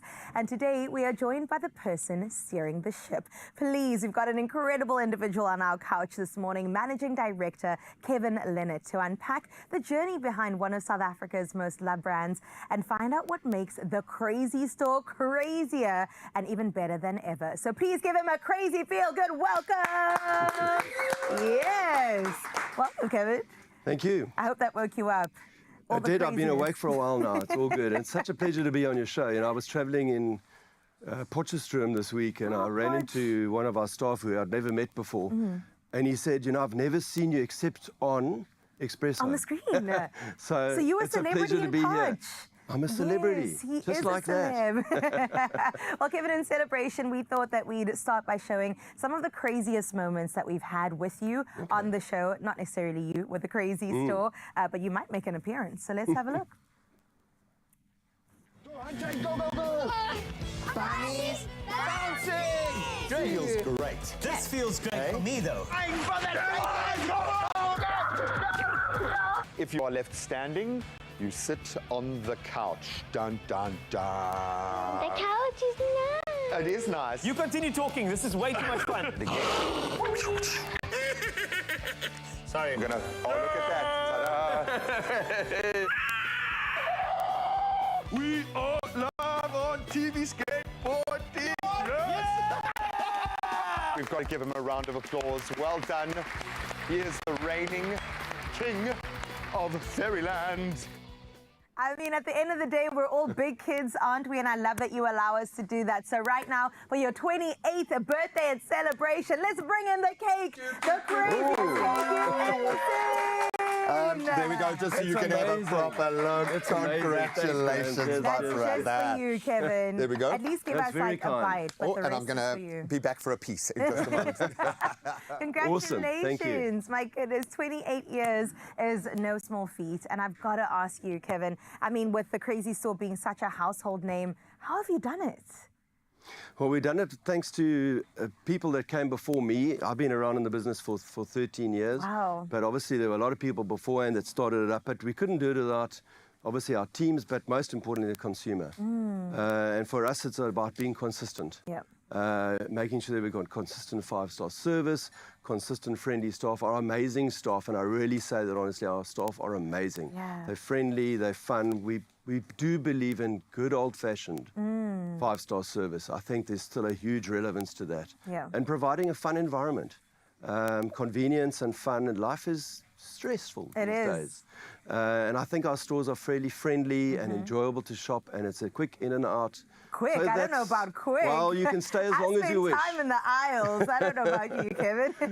You can stay as long as you want, but that's the secret, and to enjoy what you do. I think we enjoy what we do. Yeah. Certainly, I know every day I'm very privileged to get up and do something that I love, which is a pleasure. And thank you. We feel it, we see it, and I think that definitely filters down into the company culture, which we get to experience as consumers on the ground. So tell me about the evolution of the Crazy Store. 28 years is incredible, and I know that you service everything from pet toys to batteries to household items, which I also buy from you. How has it evolved throughout the time it's been around? Well, firstly, thanks for shopping with us, because we need it all. Yeah, it's evolved by listening to our consumer. Yeah. So, you know, the business started as we're celebrating today 28 years ago, and it started as a 10 Rand store concept. Then we realized that in time that 10 Rand was never going to last as a price point, because there's a thing called inflation, as we all know, in our own pockets. And so the business evolved to carry various categories that we thought were of need for our consumers. And as it's gone along, we've expanded in departments such as pet, as you mentioned. I think 13 years ago we went big into pet departments. Then you've evolved into bigger departments like novelty items, through to books, and now, you know, party would be a big area that we've expanded to. So we just kept listening to what our customers are saying, and you do that by visiting stores and hearing in the aisles what they're shopping, what they're saying, what they're seeing, what they're buying, the interaction between our staff. And by listening to them, it's fairly easy to realize, well, we should try this next, and what is working for them. So we've evolved with the help of our customer. I like Simple as that. Okay, so next time when we're down the aisles, we might just say, this is what we're looking for. But obviously the Crazy Store has most things covered. And I think about the fact that if I'm in Canal Walk in Cape Town, for example, the foot traffic is still so crazy. And I mean, with over 500 stores now, we got to celebrate your 500th store opening in the mother city. How do you still manage to gain that foot traffic, especially also in the digital world, where we have things literally in the palm of our hands? So, you know, the digital world is so important, and we've all evolved into this digital world. And it has a real role to play. But I think what people forget at times is the value of human interaction. And we all crave it. I think COVID was a great example of how much we missed it when we didn't have it. And I still remember the day, and I probably shouldn't say it, when we went back into trading again. And I remember being in a store, I went straight to stores that day because I wanted to see what would happen. You know, you didn't know, would people come out? And people came out on that day. And I remember being in one store where the staff were there, and as this lady came in, she went straight to our staff and hugged them. I know they probably shouldn't have been hugging each other in COVID, but they'd missed each other. They knew each other. So I think that's the key, is this face-to-face contact. And, you know, a good example is of people, and what we need is, on Saturday, I had the privilege of being at the Reach for a Dream dinner, and Graham was, in fact, emceeing the event. And a room full of people got together and interacted with one another. And I think probably they raised well in excess of 1.5 million Rand on the night. Over a million, yes. So don't ever underestimate the value of people. And I think that is something we pay a lot of attention to in our stores. And that'll always remain a key focus for us. Kind of good old-fashioned service. I love it. I'm here for it. And here's to more, not even 28 years, 280 years, because at the core of things, that is what it's about at the end of the day. So let's talk about what is happening with your incredible Kia Picanto competition. You always are here servicing the people. So what do we look forward to next?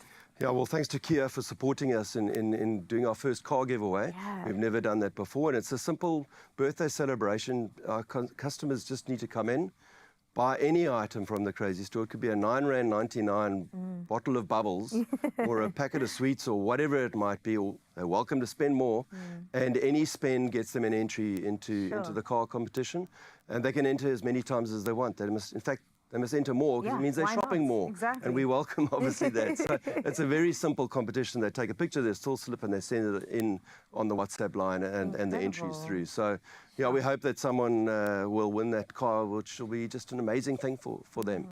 So it's really exciting. We're enjoying that. Kevin, thank you so much. I mean, you're really doing so much for the people. I feel like you understand where South Africans are at and you meet us right there. And I'm so deeply appreciative. I spend my time in the Crazy Store, let me tell you that. And of course, we have a worthy cake as celebration as well. That's just for you. That's serving for one. Only for me. Only Yeah, for you. absolutely. Maybe Graham can get a bite, but that's No, just for he you. can't. No, he No, can't. just me. Kevin, thank you so much for joining us here today. Thank you. We appreciate you making some time. And from one store to over 500, the Crazy Store is a South African favorite for sure, and has always shown up with so much fun, but definitely the value is there and the variety, and it never goes out of style. So here's to 28 more years of absolute madness, absolute craziness, and many, many more to come. Thank you, Crazy Store. Big or small, we have got it all. Everyone will find something at the Crazy Store. It's no wonder South Africa considers the Crazy Store the crazy fun place to shop. Oh, just loved looking back at the montage of all the insanity that has happened in the studio, courtesy of the games we play, courtesy of the Crazy Store. You have made us a little bit crazy, so we are here for the celebrations. Got to say, Sassy Bakes, thank you so much. She is our absolute favorite. That cake is, well, it's very Crazy Store. Let's be honest, absolutely on the nose. We love it. Congratulations to their beautiful team and family. I think we should celebrate with a little bit of music, and we have got a superstar in the making in our presence today. Here she is again with a performance of Ready. It's Fila La La. Take it away, girl. No, let me tell you something.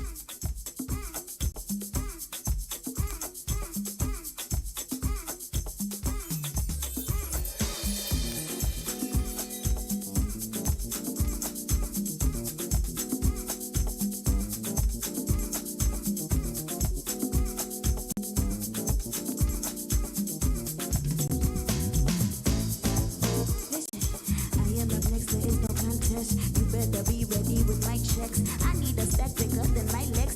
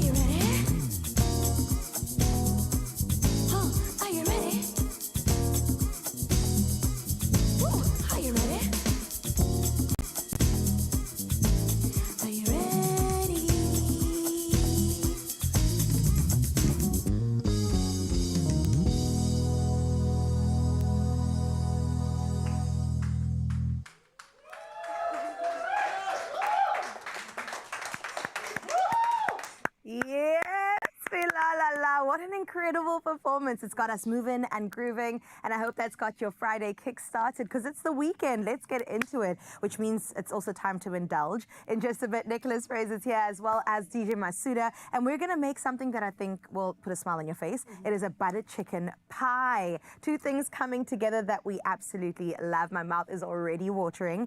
And then, of course, on the front of sports, baby, we've got to get into the Springboks women. They're playing up against the Black Ferns. It's going to be a very interesting match.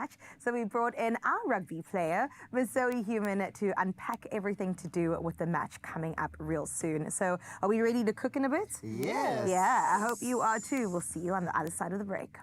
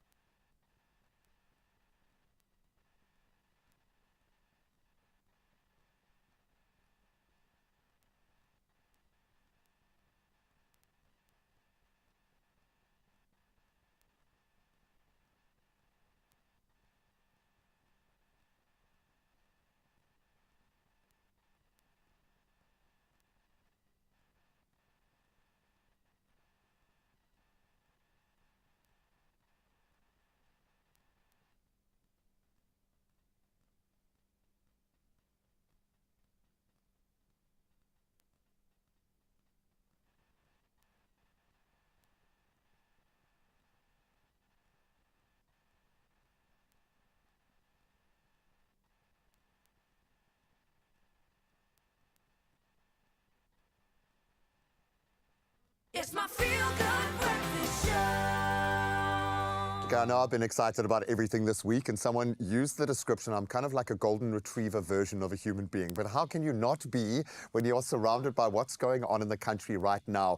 The Rugby World Cup is just weeks away. The Springbok women gear up for one last test on home soil, and what a test.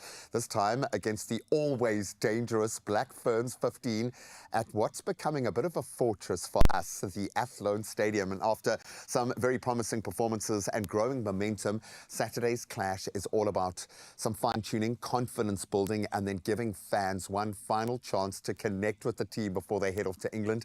And to help us unpack and preview this vital fixture is someone who's even more emotionally invested in the game than I am. Zoe Human, False Bay women's rugby player and rugby MC. And yes, she does about 50 other jobs here as well, but this is the one I care the most about. We were joking about this, but it is a moment for me. So I would imagine for you, it must be a million times bigger and better. But I'm finally sitting with a female rugby player talking about women's rugby. Listen, I'm excited. I'm kind of nervous because I'm like, okay, how do I represent the women as best as I can? Show them those guns, girl. That's how you represent. Come on. No, so congratulations to you and the spaces you're finding yourself in. It's just wonderful for us to see. False Bay doing some amazing things on the rugby front. So I love it. You've proven your credentials.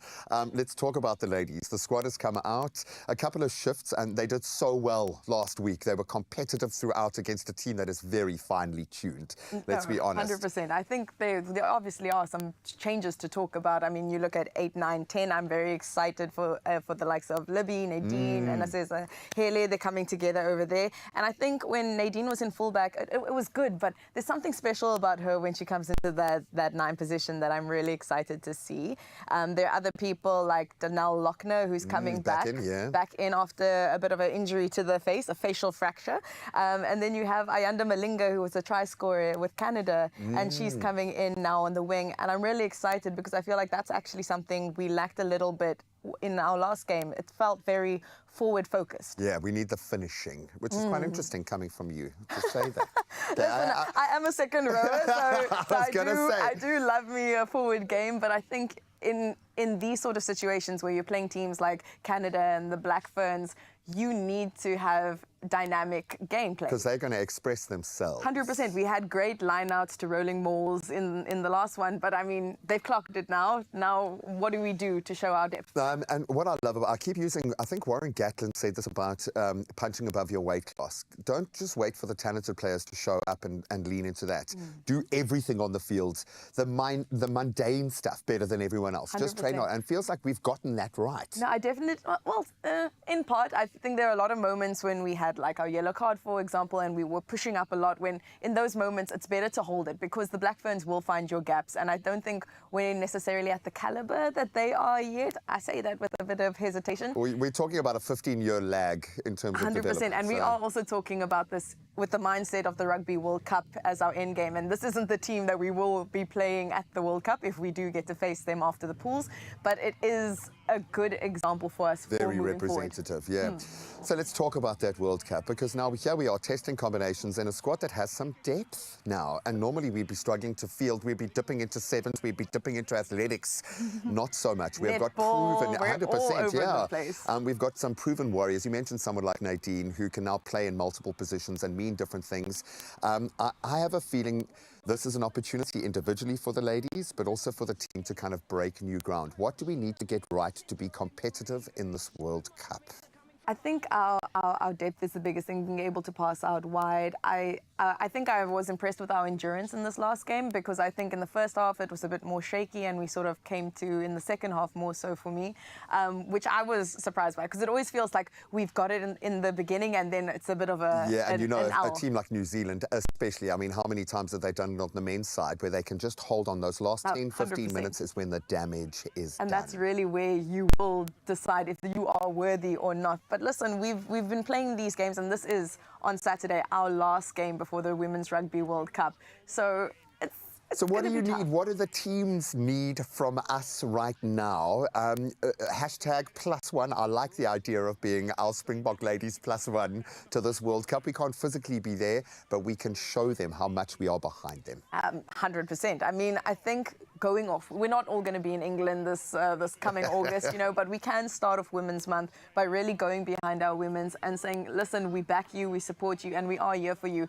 The price is 20 Rand a ticket, guys. It's not the exorbitant price we're playing to see our men's team. Give them away to people who you care about. Literally, just go. I think it's so beautiful, especially in Athlone. There's so many members of the community, especially young children, boys, girls, whomever, who come and just watch and support, because the vibes are immaculate. It's a sense of community. Unlike the men's game, because I think sometimes you get lost in the sheer mass of people. Yeah, the scale of it, 100%. for sure. But something special about the women's game and being able to be there and sing with our teammates and support women's rugby. I felt this within cricket, and I think things turned, funnily enough, when we hosted the Women's T20 World Cup here. Women's sport changed because young South African girls were going to watch these games. We weren't bringing in new converts from outside of that space. There were young girls getting to see themselves represented in that way. I think this is the key. But of course, the Athlone Stadium also has a bit of spice to it as well. And we want that to come to the pair, come to fore. Please, if you're going to be there, support these ladies. We have no idea how hard they have worked to get to this point. They've pressed a fast forward on South African rugby, and it's largely due to the efforts not just of the women on the field, but everyone in the periphery, our MCs, our players, working their way up the trajectory. We absolutely love what you are doing at the moment. Girls, thank you so much. Thanks for giving the platform. We're going to talk movies in just a moment. We've got movies to talk. And we'll go gaga over Pedro Pascal as well. But we are here for hashtag +1 for our Springbok woman. Oh, can we make it a +2, please? All right, pies have a way of turning a meal into a memory. We know this for sure, and I'm so glad to get back into the kitchen to indulge a little bit more, especially when the filling is rich, bold, and made with so much love. And that is why Nicholas Fraser is still here, as well as DJ Masuda, to get into a comforting buttered chicken pie wrapped in homemade pastry and brought to life with, of course, the rich flavor of Stork Country Blend. Now, we can find this recipe on stork.co.za, but for now, we have it right now on your TVs. So, Nick, let's get into this. There are so many ingredients in front of us. Yeah, what but even do a we lot have? of spices, because remember, butter chicken is... We bring in the heat, we bring in a bit of true. spice. All right, But we're going to kick things off here with the marinating the chicken. So we're just going to throw in all our spices here. Salt goes in, lemon juice. We've got some double cream yogurt here as well. What's lemon And juice for? That's going to actually tenderize your chicken. Okay, nice. Along with your yogurt. That's why we add in the yogurt as well. So that also adds. Because we do to also have chicken tenderizing. breast and we want it to be soft, you know, at the end of the day. Okay, and spices wise, just some curry spices. Yeah, we've got Kashmiri, we've got cumin powder, we've got coriander powder, we've got some garam masala, we've got some jeera seeds, salt and pepper. Nice. All right, And so obviously whose job garlic. is that? Are you Let's put it to work. We can do it together. We can do it Of together. course. So let's grab those. Let's just add those spices I in. feel like Graham now. I'm not even a sous chef today, but I'm okay with that. Masita, this probably feels like home. You said you love making a butter chicken. I do. I love it. I enjoy it. It's a very exciting dish to make. You know? Okay, I hear you. I can see there's so many And there's steps. different ways you can do it. You can have it blended, or you can have it just so as solids. Yeah, what do you prefer? I think the blended version is quite good. So then it's like a smooth sauce, right? And obviously doing it with stork, it's amazing. You already know it's going to be creamy and delicious. And you know, stork will also go perfectly with your naan bread as well for that butter chicken. That garlic naan Yo, bread. it's gonna slap. Oh, It's gonna goes slap. in. We'll speak about stork. We all know that stork country blend combines the richness of butter with the goodness of plant oils, delivering luxury with every single spread. And when we say spread, we mean on that naan bread. And we can't wait to get into it. I'm seeing some smoke coming off here. Yes, we're gonna grab our pot stork is actually good. now. I'll take that off. So And we'll go in with some we can stork. actually lower our heat. Do that for you. We're gonna just grab it and just put a generous amount. Because that's Yes, gonna we be don't hold back. flavor. Oh, I can see right now the soft Yes, texture, yes, straight from the fridge. It's so convenient. in. The fact that you don't even have to wait for it to get a little bit softer is great. Just that sizzle is my favorite sound. Yes, same here. I'm surprised we don't have onions going. No, we do actually. Okay. And we're just gonna throw in our chicken. Okay. Nice. Okay, got let's. You you might there, as well don't just worry. use the side. Got you. That's okay. We'll just use this one. I don't know if here. you guys do this too, but do you tend to take like every single That's why we have the spatula. put it in So because you know Chef every Clem drop counts. just taught us that having a silicone spatula is great because you can bend it and get every single. Yes, very That's the important. best part You of know, instead of using like a metal one. You don't want to lose that flavor because all this is flavor. So let's actually do that. Okay, perfect. And then do you have to marinate your chicken or do you just use it directly? Marinating is best, to Okay. be honest. The like, flavor. that's locking in flavor. And then how long? Does it matter? Overnight? For me, I would say maybe 2 hours if for decent results, but overnight is obviously going to be Ideal. That's going to be ideal. Okay. You're hosting an event or anything like that. Overnight, your people will be coming back. The longer the they won't better. leave. Is this the meal that you whip out when you're trying to impress somebody? Or is it just Yes, like, of oh, course. casual Tuesday? For the in-laws. Oh, the in-laws. You see? We're taking notes. okay. We're taking notes, scoring Okay. those brownie points. And like I see, you've got some beautiful onions here already. Yes, so we've already pre-caramelized the onions. And what we're going to do is once our chicken is ready, we're just going to basically throw in our onions. We're going to go in with our tomato paste, tomato puree, tomatoes, a bit of sugar to kill the acid from the tomatoes. And that's how we're going to bring it together, and then the yogurt. I've just never had a butter chicken pie. Like, why have I not thought about Really? putting these two things together? No, it's amazing. I actually made one on my page as well. You should check it out. Oh, you see, that's the problem. Nicholas just makes us lists for everything. We're scrolling and our mouths are watering on our phone screens. We're like, oh, man. But I can't wait to see the end result of it. I mean, look how golden delicious that looks. Masita, let me know if you want to taste it, because I can organize for you. I really need to taste it. Butter chicken is our favorite, so It is. we have to hook it up. We'll get a fork out, we'll get a knife out. So as that's going, you said, what's the next steps? So our next steps here, we're basically just going to throw in our onions. Our onions, I'll pass that to you. Then- And then all the So, but tomatoes. we just want our chicken to get a bit of a color first before we throw in our Ah, I onions. got So you. just wanted to get a bit of color. Oh, you guys forgot the pepper. Do you want pepper? Let's add in. Yeah. Usually that doesn't really matter. You can add it in At Yeah. any point. Yeah. Ah, got you, I got you. to basically But good finish spot. off the Sushi. dinner. Sushi. I love this for you. Something for the dish. I love this. All right, let's see if we can bring in some plates and then Yes. get some forks going, taste the goodness, maybe cut the pie up. I'll So let's grab a add in knife. our onions already, just caramelized. I mean, look at that know when I pot, should how throw it it looks in. already. Wow. Deliciousness. Great job. Let's add in our Okay. tomato Oh, paste. that is hot. Okay. Tomato paste goes in. And then these tomatoes? Or do you want the puree? Let's add in the both actually. We can put both at the same time. Okay, cool. Okay, let me Yeah, grab over this here. one. Yeah.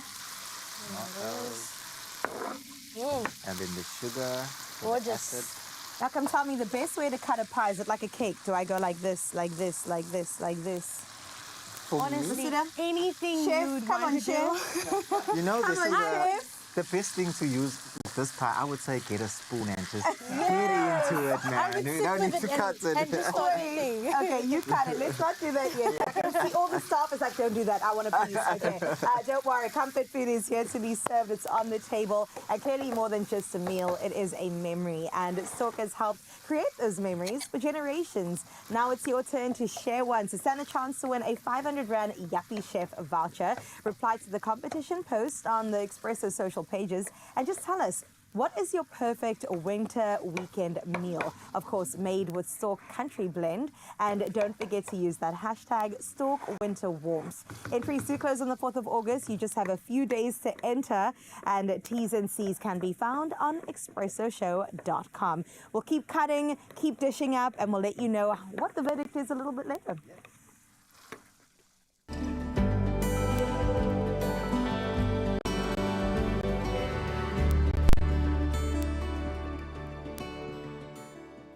Only you can make my day.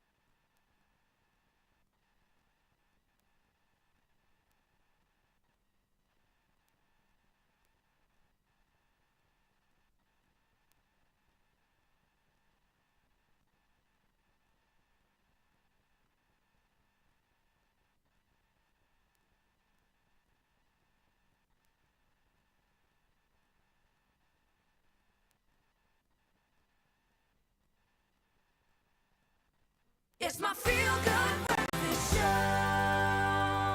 Welcome back. Oh my goodness, the smells that are happening in studio right now is so tempting. Please remember to visit expressoshow.com to get all of the cooking that we've done today, including that butter chicken pie.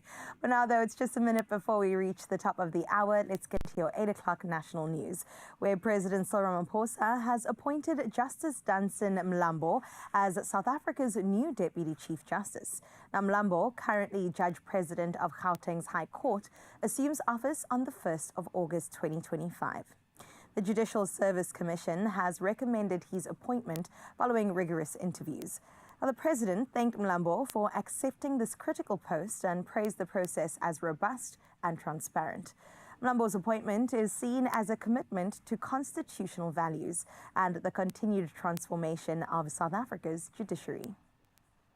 In other national news, a nuclear woman remains behind bars after allegedly encouraging her 4-year-old child to smoke mandrax, shown in a now viral video. She appeared in the Johannesburg Regional Court alongside 2 co-accused, charged with child abuse and attempted murder. Now, the case will resume on Monday. The child currently is in safe care. Joburg Metro Police Department's K9 unit made the arrests following a tip-off, with all 3 suspects reportedly confessing. Now, the video sparked national outrage, and authorities are working to verify their identities and addresses. In your international news making headlines, FC Barcelona will feature DR Congo Heart of Africa on their training kits next season after signing a C40 or 44 million euro deal with the Central African country. Now, the partnerships includes sports camps, a cultural exhibition at Camp Nou, and youth training initiatives. While officials claim it boosts tourism and global interests, critics argue the funds should address domestic issues like DR Congo's struggling football league. Now, the deal adds to existing agreements with AC Milan and AS Monaco. In other news, U.S. Special Envoy Steve Witkoff is visiting Gaza to inspect aid operations amid worsening starvation. Now, over 100 people were killed in the past day, many while waiting for food near the Zikkim crossing. Israel blames Hamas, but UN agencies cite man-made famine. Now, Witkoff, joined by Ambassador Mike Huckabee, aims to secure improved food delivery plans. Despite, quote, tactical pauses, end quote, UN officials say aid flows remains inadequate. Now, the visit follows growing global calls for a ceasefire and humanitarian access. And closing up with some entertainment news this morning, it just poses one question. Is it love or is it just really good muffins? Well, Pamela Anderson and Liam Neeson have officially sparked a flurry of are they or aren't they whispers while prompting the Naked Gun reboot. Now, at the London premiere, Pamela kissed Liam's cheek while he gently held her, and the pair shared a playful smooch on Today. Though they shy away from calling it a romance, their chemistry is definitely unmistakable. Liam praised Pamela as terrific, while she called him a perfect gentleman. Off-screen, she baked him bran muffins, cookies, as well as sourdough bread, gestures he adores. Now, whatever the status, their dynamic definitely feels sweet and real, proving that sometimes the best part of a film isn't the plot, it's the behind-the-scenes moments. We absolutely love that, and we definitely ship the two of them and hope that the rumors are true. But that is where we leave your 8 o'clock news today. Let's get into those final sporting highlights. Here's Graham with the latest.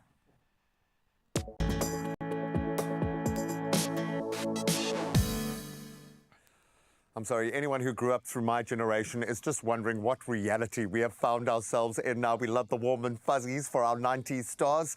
Let's get into the stars that are making a name for themselves right now. Let's start with our incredible Springbok women, Ayanda Malinga, Danelle Lochner and Lindelwa Gwala. They all returned to the fold in a reshuffled Springbok women's side that, of course, to face the Black Ferns 15 in their final World Cup warm-up game tomorrow. So Malinga back out on the wing, then Lochner slots in after injury, and then Gwala, she returns at hooker as part of several tweaks by Sface Brain to build combinations critically ahead of that World Cup. Now let's talk about the national honours in the pool. Peter Coetzee has done it again. He stormed into the 200-metre backstroke final at the World Aquatics Championships yesterday, smashing his African record with a time of 1 minute 54.22 seconds.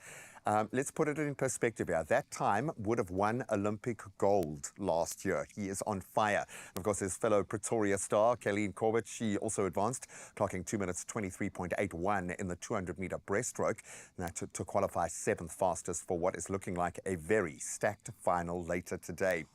Now let's get back out on the road as Maeva Squiban, she powered to a brilliant solo victory on stage 6 of the Tour de France Femmes, which has been unbelievable this year. She leads a historic French 1-2 finish, in fact, ahead of Juliette Lebeau. So the UAE Team ADQ rider attacked on that final climb to win by over a minute, while the new yellow jersey holder, Kimberly Lecourt-Pinot from Mauritius, so an African connection there, she retained her overall lead in the mountains. Now let's get on to more national honours, this time in the cricketing lane, as Nonkululeko Mlaba, she stole the spotlight at the Cricket SA Awards, scooping 4 major honours, including SA Women's Player of the Year. Congrats. Then Keshav Maharaj, she claimed the men's crown after, it must be said, a stellar test season. Themba Bavuma, Kagiso Rabada and Heinrich Klaassen and Heinrich Nokia also featured among the winners on a night celebrating South Africa's cricketing best, and they have been on a rich vein of form. So congratulations to everybody. That's a wrap of your sport for this Friday morning. Let's take you through the traffic and any incidents you need to be aware of.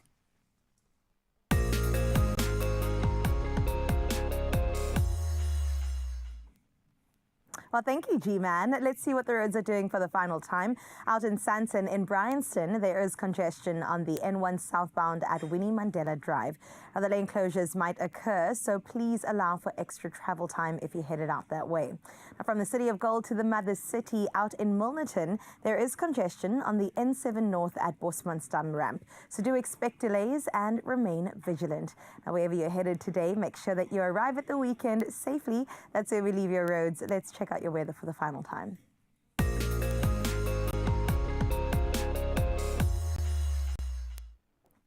Well, in your weather news, the South African Weather Service has issued yellow level warnings for damaging winds and waves, and that is along much of the coastline.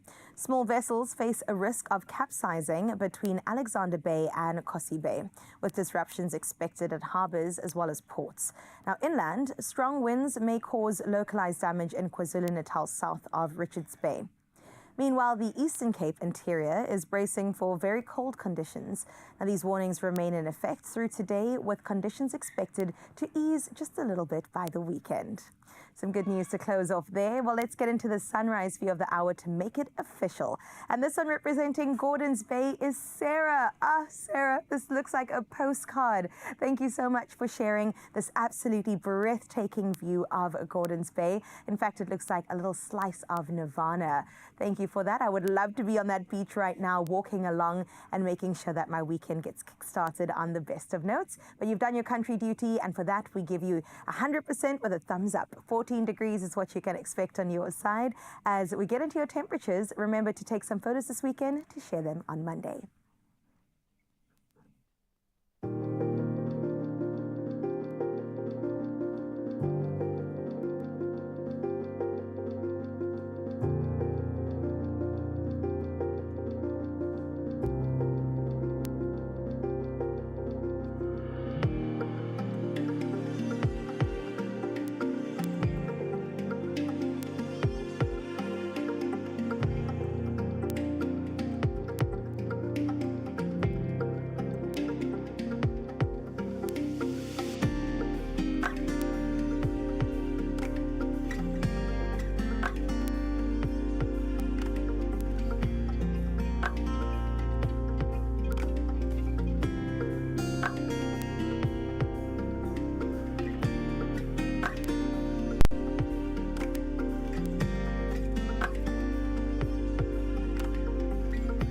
Some beautiful views, keep them coming. Stay warm. It is a little chilly out there this morning. Let's see if this will warm you up just a tad. Have you bought your Powerball ticket yet? Why I'm asking with such intensity, 113 million rand. That's why. That's the jackpot this Friday. It is crazy. Walala wasala, baby. Come on, get your tickets. Obviously, you can wait outside the store until they open, or you can go right now online, nationallottery.co.za. You can use their mobile app. You can use your own cell phone banking system. You can just dial *120 *7529 hash and get the USSD direct to your phone.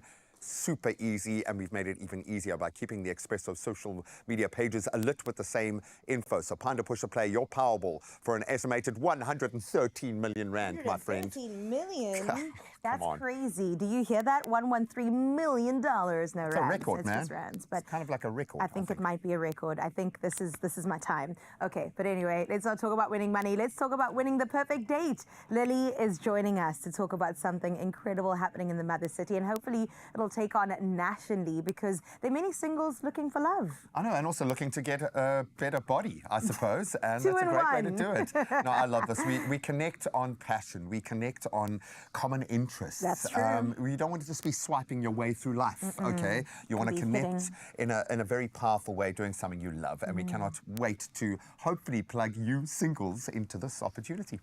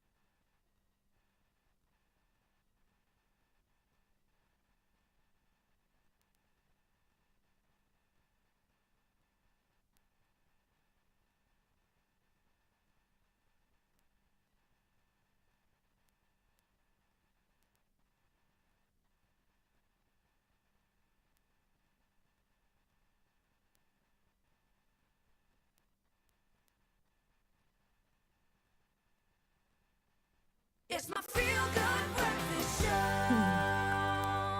It is your feel-good breakfast show. Good morning and welcome. If no one has said it already, it's the weekend, which means we're getting excited. And right now we are saying goodbye to ghosting. It's official. And hello, stranger. DMs and hello to real life moments when it comes to chemistry. Now, this Saturday, over 200 Cape Town singles will ditch the dating apps and head straight to the paddle court for a game-changing social experience like no other. Now, it's basically Thursday getting together with Benched, a unique collaboration that's basically turning up the heat on and off the court. So think easygoing paddle or padel matches with mimosas in hand, a live DJ, maybe even a cookie or two, and then definitely your crushes all around you. And here to tell us why real connections matter a little bit more than the apps is Thursday events coordinator and host Lily Rawlings. Let's give her a feel-good welcome. Thank you. Come on, Lily. Thank you. Thank you for being here this morning. No, thank you. It's a pleasure. Wow, what an interesting collaboration of sorts. But Yeah. I know that you've been doing this for a minute. So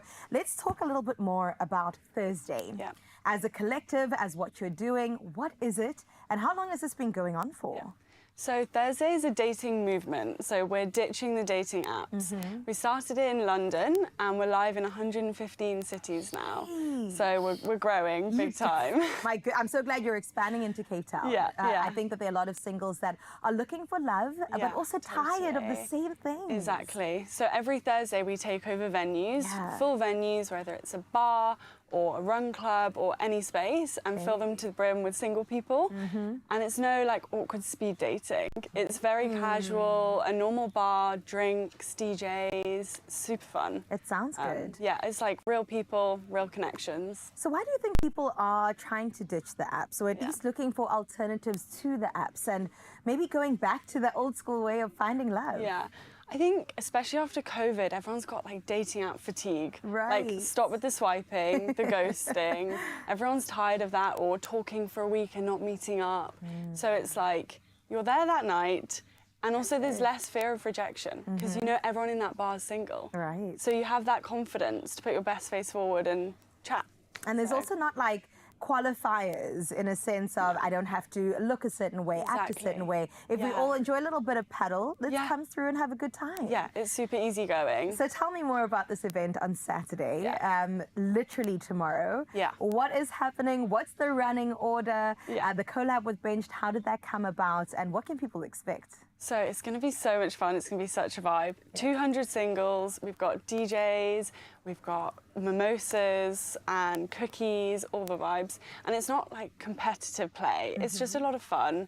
7 minutes, knock around each time, and just, a lot of fun. Lots of singles. There's definitely no more fun way to get to know somebody than in a kind of semi-competitive space. We're having fun, but I want to see the side of you come out, right? Exactly that. That's a lot of Friendly, fun. Wait, do friendly. you have to know how to play paddle in order to come through? No, it's Okay. super easy going, so you don't have to be an expert in playing paddle, just even if you're coming for a cocktail. That's fine.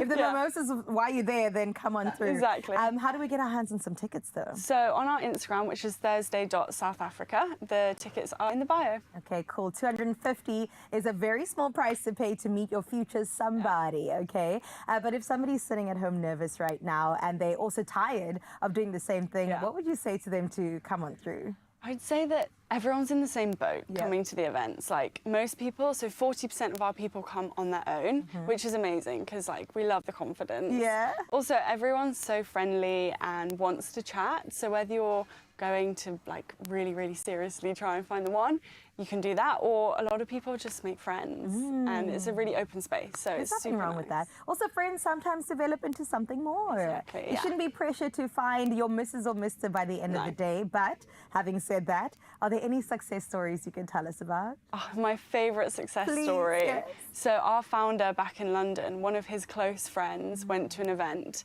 and met a lady there, and now 3 years later he's living in Australia, and they have twins. Wait, what? Yeah. Why does that sound so similar to a story of one of our old presenters, Zoe? What is going on? It's Is so that what went special. down? Yeah. Oh, that is so special. But we love seeing all the Thursday weddings and all that. That's like the best side of it. Oh my goodness, because it's a community that you're essentially growing. Exactly, yeah. And a community of love, Yes. which we love to see.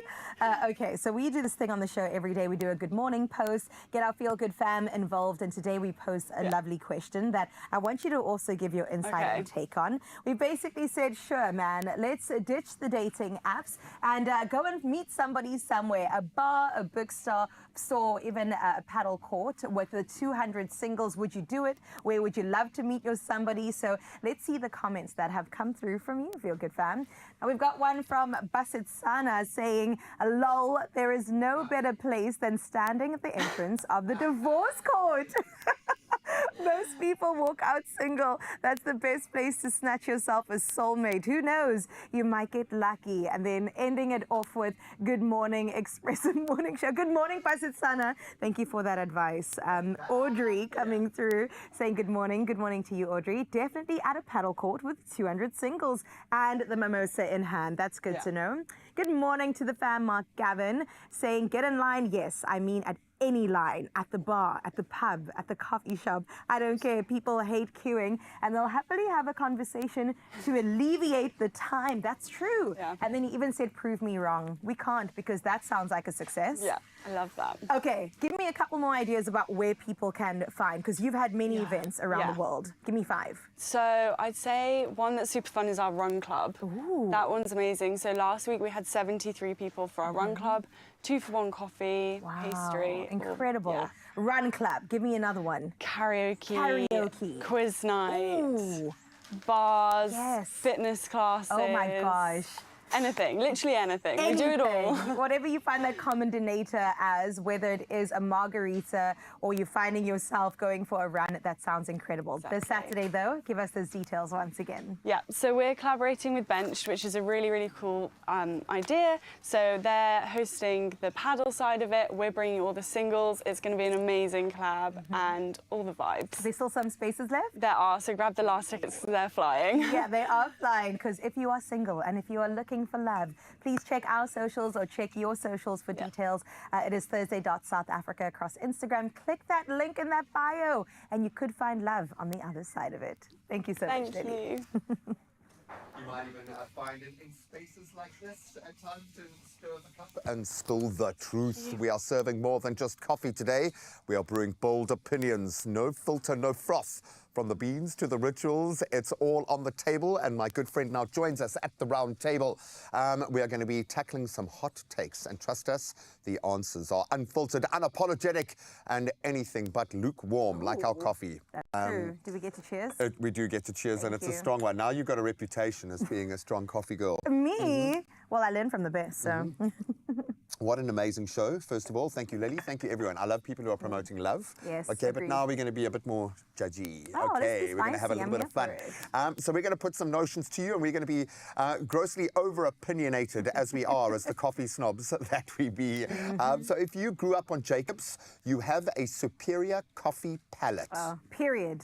Yeah. Yes, no, I think that's the end of the sentence, not even a question. The problem You is, do. I went to boarding school. We Oh, didn't have access to okay. Jacobs. So Later maybe in your life it my journey came. started a little bit, and then I think my mother would hide the Jacobs from me. Oh, no. Okay, You well, know, we which would is judge all understandable, of but you no, before. No, I agree with that, because if you like and grow up on premium, you know, you understand. That's it. You set up for a great life, in fact. Here's another one. The ritual matters more than the coffee itself. Oh, very I would agree. interesting. I would say yes, it does. Yeah, it's psychosomatic. Hey, it's like a pause button. It's a reactivate, a recalibrate the brain. When the kettle switch goes on, I'm like, okay, the day can begin. You literally feel your brain defragging itself. Ooh, this is an interesting one. Does milk ruin coffee or improve it? Oh, that's controversial. What time of the day? It does depend on the time of the day. I do love some milk, though.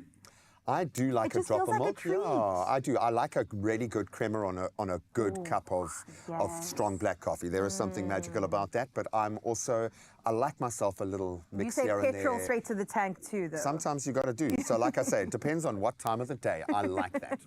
Okay, here's another one. Coffee should always be hot. No, I disagree. I mean, I agree. No, I disagree. I don't mind like an iced coffee version of it. Iced We've coffee made is some what I'm going delicious stuff here, especially. But I'll drink a lukewarm coffee. you Let me just be would, honest. yeah. I will drink the coffee if I need to drink the coffee. Coffee is coffee. Yeah, but I do like a hot coffee in the Same. morning. There's something about that. But I have a habit of making my coffee too hot. In summer, though, I do love an iced coffee or blended iced coffee.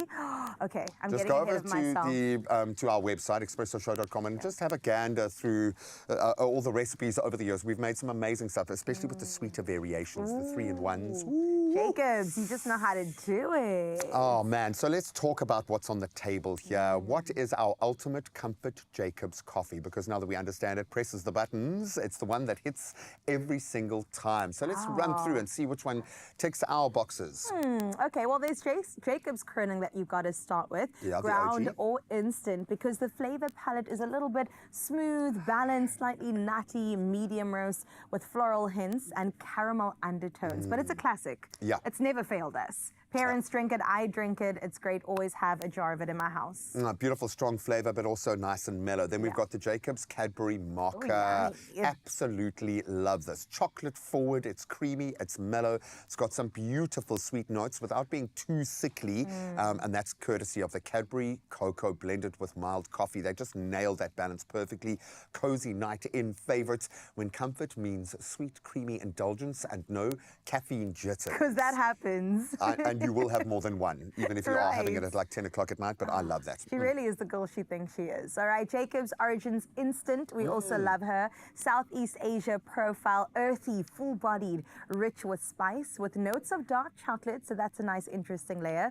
Toasted nuts and subtle smokiness. It definitely is a grounding cup, but it's so bold and smooth, inspired, of course, by the lush tropical coffee regions of places like Vietnam and Indonesia. You get to travel with a sip. Exactly, and we do lean on that particular varietal a lot in studio. I think a lot of our guys, we just absolutely love that. And then we ramp up to Jacobs Barista Editions Crema. Let's talk about the flavor profile. Velvety, nutty, and I love that when you get that nuttiness. Low acidity, beautifully creamy body, soft roast notes, subtle sweetness. This is just the perfect relax and unwind choice, I think. Smooth enough to sip slowly, rich enough to satisfy deeply. And satisfaction is something that I kind of rest my coffee on. You've got to have that feeling of like, Hugh Benny Benassi. I like it. Perfect. Well, that's a wrap on today's roast. And remember to keep your shot strong and your takes even stronger with Jacobs, of course. Okay, now I'm going to cheers. Who says no to a cappuccino? Jacobs, wunderbar.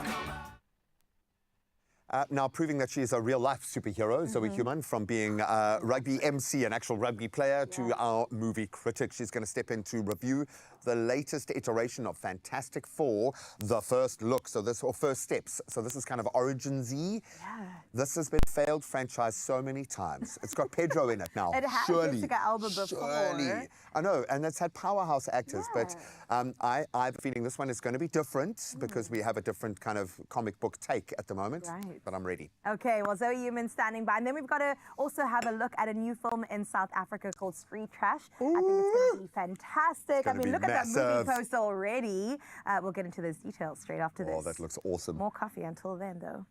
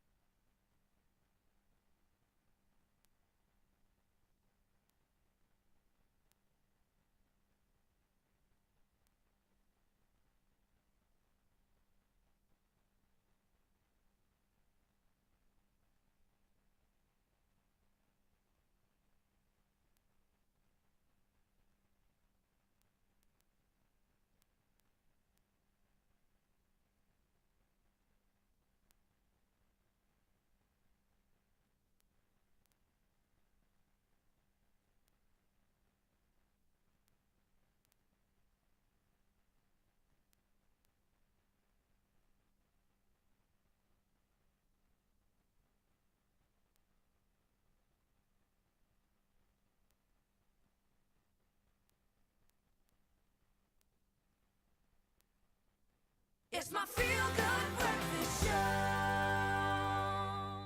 To your Feel Good Breakfast Show. It is so good to have you here. Let's talk about some super strength, some stretchy limbs, some invisibility, and spontaneous combustion. Yes, of course, I'm talking about Marvel's first family, who's suiting up once again with the Fantastic Four, who've made their big return to the big screen. And guess what? We're breaking down everything that we know. When I say we, I mean Zoe Human, of course. Yeah. What do you know? Yeah, exactly. She's done a deep dive into a franchise, and I'm sorry, I've been setting you up for failure the whole morning, okay? Because they haven't nailed this yet. But Pedro's at the helm right now. Petty Pascal. Okay, well, let's see Pedro in action right now. Take a look at this.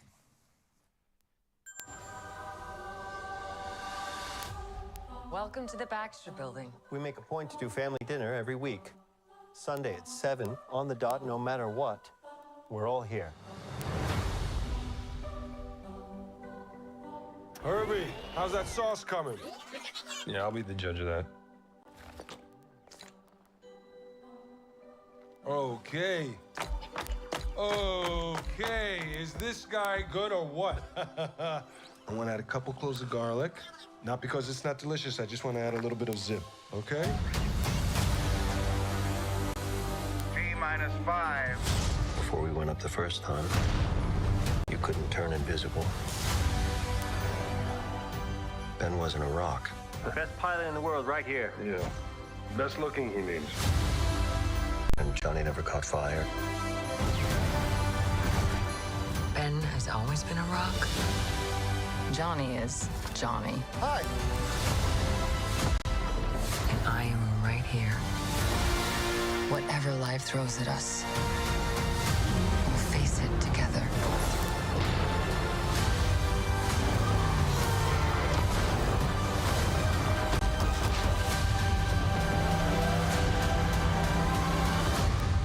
As a family.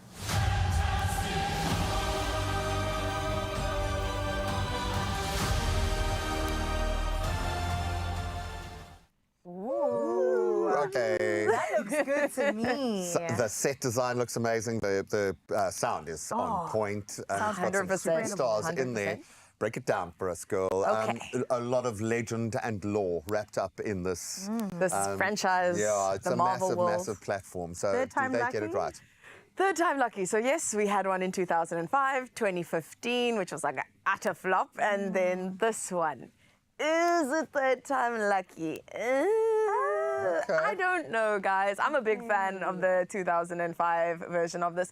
Is there changes that they've done to the storyline that feel a bit better and stronger? Yes, 100%. Right. I mean, Jessica Alba always used to say about the old one that she used to have to fight with the writers because she's like, you're sexualizing me too much with this, you're doing that. And I think with Vanessa Kirby's version of Mrs. Fantastic, it's a completely different sort of take on this character who is now a mother, who now has new responsibilities, who now is pregnant and going into space and trying to be a superhero. So it's a lot different in that sense. But is it my favorite Mr. Fantastic?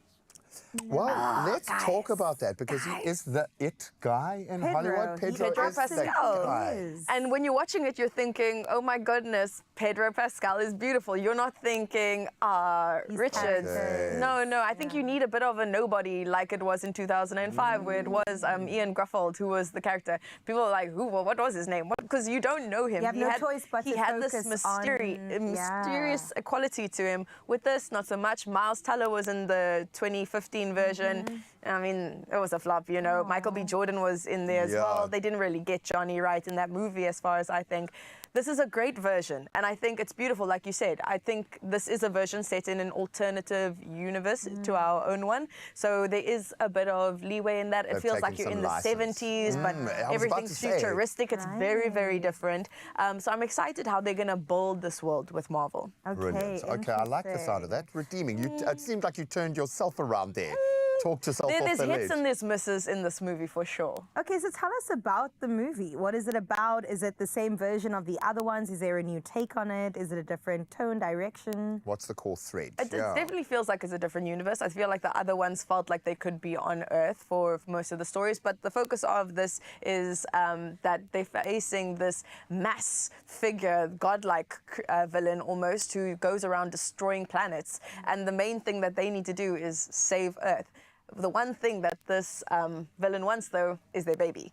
So I was going to ask, is this now you know, if you're a comic book fan and you really sink into the lore of these sorts of things, I mean, they are bringing one of the most powerful comic book superheroes of comic book of all time. It's like, it feels like I'm walking this tightrope right now. It's like, how much can I say? Because if you're a true fan and you know the comic books, the information is already there. But also, I don't want to be too much of a spoiler for everything that's about to take place in this movie. So is this one for the fans? We know Marvel fans have high expectations, Yes. but we can be also quite forgiving because we just love it so much. It's better than the last one. However, why are you showing me this villain stretching Richards out like that? Like, he's a person who's supposed to be able to, like, circle the planet with how stretchy he is. I feel like they've given him way more limitations, similar to Superman. He's a lot weaker than I think he typically is presented. But, I mean, Vanessa Kirby's version, she's so much stronger than I think we've ever seen her before. Well, that's a win for women, at least. Okay. Happy Women's Month. Happy Women's Month to us. Very excited to actually go see this. I don't know, the trailer got me. I might give it a shot. But how many slushies does this get? Slushies. Yeah. I had a Coke Blue at the movie, slushies, but I would give it 4 slurps of a slushie. Not even one slappy? Just just 4 slurps of one? No, no. 4 out of 5? 4 out of 5. Okay, there we go. I'll give you a strawberry, a blueberry, strawberry, blueberry mix. No, All I've that got young green one. kids. It's always a mixture, okay? It is always a mixture. Just like this blended family, from all of the angles that they come with their superpowers to what looks like a more family-centric storyline. Love it. From stretchy arms to cosmic chaos and people being stretched out, literally. If you haven't seen Fantastic Four yet, make sure you head to your nearest new Metro cinema and see it on the big screen. Come on, because you deserve it. Do it. All right, so we're going to continue on the movie trend in just a moment. We're going to open the way for a little bit of gore, or a lot of gore. Street trash brings the slime. Ryan Kruger is insane in the head. We saw it with Fried Berry, and it looks like the insanity continues. Now, we've got a genius and his cast and family members, I'm going to call them, because after shooting a movie like this, I would imagine the bonds are very, very, very strong. And maybe we might even see some slime around the studio. Oh, not on me, I hope. All right, so let's get into some more food. We've got a beautiful custard pie coming your way. We've got many pies today, and this one definitely has to be a sweet one to close it off.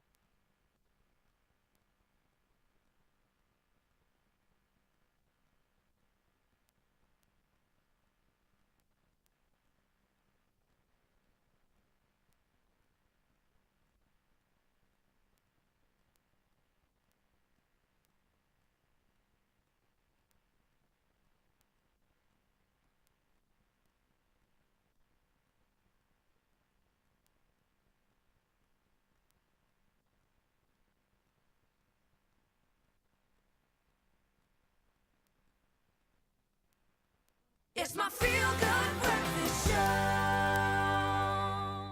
All right, the rumors are true. It's your feel-good breakfast show. Let's make you feel great this morning and get into some more entertainment. Street trash is what everyone is talking about right now. It's finally hit South African screens. This outrageous new sci-fi horror comedy from acclaimed director Ryan Coogler has taken the world by absolute storm, screening to sold-out crowds from Los Angeles to Mexico City, and now we're here in the mother city. Inspired by the 1987 cult classic, the film reimagines Cape Town in 2050. Where a group of houseless misfits must survive a sinister government plot to liquefy the homeless with a chemical known as V. So let's get into this before we get to know the crazy minds behind it.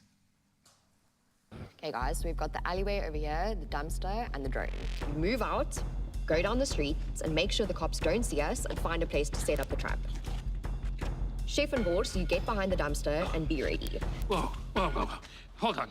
This isn't going to work. I've got a medical condition. I can't crouch. Okay, then just stand. No, that's not going to work either. Why not? You're standing right now. No, I'm going to keep watch, and then Pop and Ronald, you guys are going to crouch behind the dumpster. And when you get ready... No. Ronald needs to be on the roof with me. What? Why am I on the roof? Yeah, I think I'm being underutilized in this plan. Okay, we've got Chef and Boss over here, and we've got Pup there. No, that's not going to work. Chef is going to be here. Maybe we put Pup with his brother. Yeah, but then maybe Ronald should rather be over here. Listen, why don't I just sit on the couch and I'll keep watch from here? Huh? Yeah, you No, I'm just saying. So emotional. You're being emotional. Guys, please. Please, guys, relax. We'll figure out a plan. Okay, we're joined by writer and director Ryan Coogler, producer David Franciscus, and lead actress Donna Cormack-Thompson to talk about this bizarre, but of course very heartfelt and hilarious, messy film come to life. Let's give them a feel-good welcome. Come on. Listen, you all have fans in studio, is all I'm saying. Is that one over there making noise? I'm kidding. All of us are fans. Thank you for being here on the couch. Can we get some merch? That was the first question. It wasn't me. Okay? I'll sort it out. That's what they are. Okay, thank you very much. Right, let's start with you right now and talk about this being your second feature film. The first one, of course, which Graham mentioned a little bit earlier, called Fried Barry. So what inspired you to take on this 1987 classic? So originally, I think, because of the success of Fried Barry, there was producers in America that saw Fried Barry and they were like, we have the rights to street trash. Would you be interested in making it? And then straight away I was like, yes. But as a kid, I actually grew up on that film. I still have it on the VHS. Oh my gosh. So it was really cool. And at the same time, I also wanted to do something different and not do like a straight up remake and just do my own thing, my own style, and just have it in that same world, but make it more of a like a loose sequel. And at one point, it was going to be shot in America, and I was like, no, I want to shoot it here. I want to make it South African. I think we have a lot of cool stories to tell, and also different stories, and still keep it universal, so the American audience loves it, and the overseas and stuff. So yeah, it was important for me to, again, put that South Africa on the map and do something different, because we don't have these films here, and it's very different to. It was the same with Fried Barry. It was like the first of its kind, and nobody makes movies like this here. So, you know, pushing the genre scene is, you know, whether it's a horror or sci-fi or just doing something, you know, different. Because we can make those films, and I think a lot of audiences don't expect that from South Africa, especially South African audience goers. So, yeah, people should check it out. We are going to check it out. Let me tell you, we're so excited. Also, if we're being honest, South Africa is a movie. There's crazy things happening all the time, left, right, center. It does feel like sci-fi sometimes. So thank you for taking that on. You got to take it out the box. Yes, right? Completely. Yeah. Out the whole world. Never mind the box. But I've got to talk about the actual filming, David. Goofield action horror on a 35mm film. So how does this come together? What was the hardest part? Is it going to surprise us? Is it the goo? Is it the people? What's going on there? I'd say one of the hardest things was shooting on 35mm film. And so after 2010, hardly any films are made on film anymore. Yeah. And so that was such a special thing for us, but also we'd never shot film before. And so we were really concerned, we were worried. You know, you're shooting on celluloid, it's not digital, there's no backups. So if something goes wrong, if it gets exposed, you kind of lose everything that you've shot. And because we don't have any labs in Cape Town anymore, we had to send it over to London to get processed there. Also risky. It is. So you shoot, 3 days later, you kind of freight it over to London, and then you got to wait for a week to see what you've shot. So that was really risky, but it all came out really well. And it brought some kind of discipline to set as well, because we were working with these film veterans, you know, guys that used to shoot on film. And so we made all our days, and it all came out really well. Wait, were there any moments that, you know, kind of scared you a little bit, set the filming back because, you know, something got scratched, something got lost? No? I mean, yeah, we had it inevitably will happen. We had 1 or 2 shots that weren't perfect, so we had to, you know, take them again, but that's really good. Usually you have a lot more. And apart from that, I think the really challenging thing about this film was all the prosthetics. So we did everything in camera. There's hardly any VFX. It's all like the 80s, very 80s. Homage to like 80s. You know, 80s like, movie. I love yeah, that. the practical effects, skin melting, goo everywhere, all of that. This film is filled with that kind of thing. So, yeah, that was great. I think it's going to hit on the nostalgia nerve, like, in a big way, which people love, especially South Africans. Take us back, not too far back, but take us back. We would love to enjoy that. So, Donna, let's talk about, I mean, we heard a bit of the challenges. Was that part of it? Was it the prosthetics? Was it knowing you're on film? You have to have a great first take. What was the experience like for you? It was a pretty insane experience. Yeah, I can imagine. We were so dirty. I mean, every single day, just covered in grime and dirt and oil. And we were shooting in this old abattoir most of the movie at night. So it was just, yeah, it was insane. And then with the practical effects, it's all real. So your acting it's really fun as an actor because, yeah, you get to react off of exactly what's happening in front of you. Those reactions are real. You also don't get a second take. So with major practical effects, you have 1 take on film. Once it's done, it's done. No room for mistakes. You got to like roll with the punches. A good challenge, I can imagine, to have, right? Put you through a lot, but it was fun. Yeah. We were put through a lot. Gary, one of the other actors, he was Fried Barry. He actually decided to go method right in the beginning. Ooh, tell me more, considering what the movie's about. So, I mean, we must have been about 4 or 5 days in where it started to get word around that, like, you know, it was getting a bit heavy on set with the method, and I guess Ryan had to cut that short at a point because we were so dirty anyway, you know. But yeah, Gary had decided he wanted to go full method. He didn't shower, he didn't bath. It was a lot. Oh my I was like, goodness. it's fine, Gary. We will clean you up on the day and make you dirty. He was waiting for you to give him permission. I love that. Okay, we'll be back with more about this crazy madness. I mean, look at it. Even the color. Oh, it's also beautiful to enjoy in just a little bit because there's so much more to unpack. So we'll see you soon. All right, so I'm getting suited up next to Nicholas. DJ Masuda's been stealing all of my thunder and my pie treats this morning, so I thought I'd jump right in here. When you've got Nick in the kitchen, you know it's going to be exciting. And today it's all a bit about pies. No pie on the face today. We've had 2 beautiful savory treats. Our braai pie, which worked out beautifully. The most gorgeous chicken pie that came out. I see you didn't resort to eating it with a spoon, thankfully. But that looks beautiful, flavor rich. Now we are doing something a little sweeter. What are we making? So we're making like a custard and coconut tart kind of vibe. But we're making homemade custard, so we're basically making this from scratch. Okay, well, this is great, because that alone would intimidate a lot of people. And I mean, it's so easy. It's just as easy as buying store-bought custard.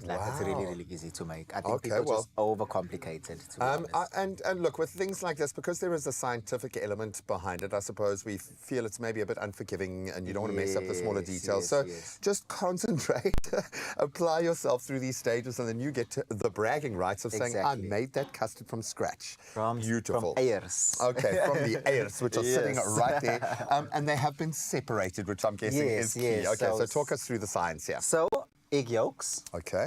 Into a bowl. Those are the 2 most perfect little egg yolks I think we've ever seen in the kitchen. Cornstarch. Okay. Into the bowl. Sugar. Into the bowl. And we're making the tarts. Obviously, the cornstarch is what binds and brings everything together. So the cornstarch acts as a thickening agent. Cool. So we just mix all this together. Our sugar, our egg yolks, our cornstarch. And you want to kind of mix it until it gets like a pale color. Okay, so it starts just to get keep- a little blonder. Yeah, so that's the secret. So just beat it until it gets a nice pale color. Can you see how it's changing color? Already, yeah. Yes. Oh, and that's what I love, is because you can see the actual science Yes. starting to happen in front of you. So that's the secret. That's the key. And of course, this is where the love goes into it as Yes. well. And now we got our pale color. Oh, okay. We've got some milk that we were preheating, so warm milk. And all you want to do is slowly add it. I'm gonna hold your bowl for you. There we go. Okay, and when you say slowly, obviously And this is so that yes. we don't create scrambled egg. Yes, so slowly add that, mix it in, a little bit at a time. Oh, wow. This is going to be luxurious. So And it's really cute. If you're going to make a pie, if you're going to go like a tartlet for a dessert, go all in. I like the idea. I'm like in a starter's position here. And I know there are quite a few steps to this. If you want to make sure you don't miss any, you will see the QR code on your screen. Scan it with your mobile, and you are on your way. Yes. Are you winning? Yes, and now we just add it back to the pot because we need to add it back on the heat. Now you could even use a sieve here if you want to sieve it make through sure to it's make sure it's absolute. extra smooth. But we're just going to go ahead and add that in. You know, in this And kitchen, we're all about then- rustic. Yes. That's our vibe. And very important, some vanilla, Vanilla essence. essence, okay. I mean, at this point, you could even add caramel essence if you want a caramel flavored custard. If you want a chocolate flavored custard, we could go ahead and add cocoa powder. See, now we're or talking DJ chocolate Masuda's in. language, So- hey? Were you And playing a just set mix in that. Ibiza and then you just flew in and joined us this morning? That Oh, being said, yeah. can I ask you, you're going to be dropping a set not too long from now. This 10 evening, o'clock what's on the tonight. card? Yes. What are you going to get the we're weekend kicking party off- started with? We're kicking off Women's Month. Oh, yes, we So we're are. opening the show with a mix of DJ Masuda. It's going to be old school, Robin S, all Yes. the female vocalists, all of them are starting the show, opening the show. So you can expect some Heaven Knows, Robin S, Show Me Love, Janet Jackson. Girl, we are Yeah, here for we're that. kicking off. Okay, I'm here for Women's Month now. You've sold me on the concept. It is absolutely beautiful. Okay, so you've had a hand in making two amazing savoury pies, so well done. We are, and we did really push the boat out with our braai pie, which I've never made before, which was great. And then we've got our gorgeous chicken pie. The butter chicken, did it live up to your expectation? Because I know butter chicken is like a favourite, hey? Yes, it was lovely. It was lovely. And we've still got Lovely. 3 big slices there ready to enjoy, which will last about 0.2 seconds after the show. You've seen how the crew responds to good food. Okay, so that's starting to look quite different now. What's going on? So this, we're just waiting for it to thicken up. So that's why I'm just mixing it. But while that's getting thickened, we can actually start preparing the topping here. So this, once we fill our custard into these tartlets, we're going to add the topping. So it's just going to be some coconut. Do you want me to keep Add stirring some coconut. this? Yes, please. Yes, please. Chef. Oh, man, Perfect. you are on Can you it. see it's I'm getting picking nice up. and thick Yes, there? I'm picking up here. Egg where we whites. left off. We're going to add in some sugar and butter. Aha, more butter, more better. And then we're just going to mix this together. See, that's becoming nice and thick now. That's exactly what we want. Okay, so this is the gorgeous kind of herzogi kind of covering that's going to go on the top. Yes. I mean, you could even go in with your hands to get your hands a bit dirty Get if it you want stuck to. in there. Yes. Okay. Yes, yes. Oh, And that's we gonna can see be our custard is beautiful. looking perfect. You can actually take that off the heat already. If you don't want it to be too thick, you can always add in a little bit Wow, of it's milk looking to so thin it out. good. I But I mean, know. we can just show the camera this because I mean, homemade custard. Look how easy and simple it is to Wow. make. I mean, that And is how cool is that? so Then you get to simple. like literally take the bragging rights. If you're going to make Yes. something from scratch, do it And I mean, properly. creating from scratch always tastes better. Let's be honest. Because it's got the So, love, the yes. love infusion. And that looks like a then great all we need consistency to as do well. Is we just, it's fine. Just take this and we put it into our tarts. Yum. Oh man, that looks at that. beautiful. So I'm going to remind you again, the QR code is what you need to scan if you want to cook, bake along with us, braai along with us. You've really pushed the boat out with our pies this morning. Yes. I'm going to look at the humble pie very differently from here on out. Have you enjoyed your time in the kitchen? I have. It's been amazing.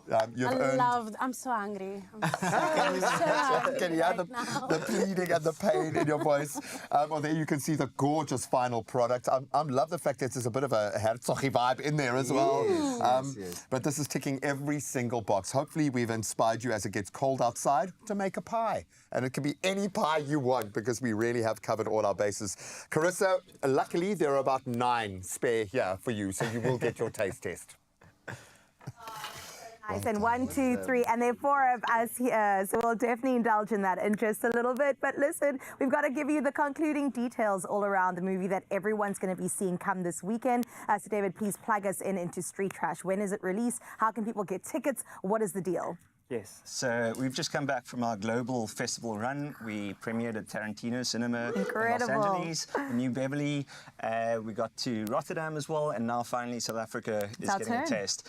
So we were at the Durban International Film Festival 2 weeks ago, and they've got a satellite event that happens in Cape Town and Joburg. So starting on this Sunday, 3rd of August, they'll be at the Labia Theatre and also in Johannesburg at the Bioscope Theatre. Oh my gosh. So we're very excited. I'm so excited for you. I mean, you saw the trailer. It is weird. It is messy in all the best ways, unlike something you have ever seen before. So congratulations, guys. Donna, Ryan, thank you so much for coming on through. And we definitely are going to have plans coming this weekend. It's getting crazy. Please don't die. Thanks, I mean, okay. Okay. Yeah. Don't. Okay. Don't do it. Don't do it. That was part 1 of the movie. More's coming your way.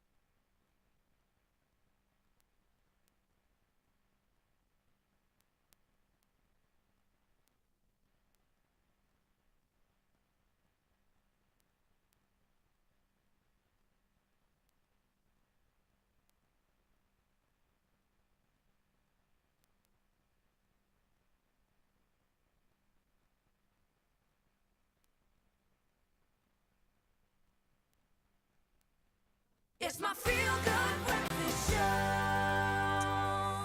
So I'm going to try not to be too aggressive when I ask this question, but have you brought your Powerball tickets yet? I've got to be aggressive because it's 113 million rand. That's what's sitting in the jackpot. Walala wasala, come on. You've got to pay now. I think that was a call to action for the people. Buy your tickets now in store. Head to the website, nationallottery.co.za, the mobile app, cell phone banking, or just dial *120 *7529# for USSD. How much millions? 113. So go panda, push a play your Powerball to win big. Probably the biggest we've won all year. All the best of luck. Oh my gosh. Right now, we're going to celebrate and get into the weekend. La La La has got another performance coming our way. Take it away. Our last song is called Call Me, and it's about being left on red.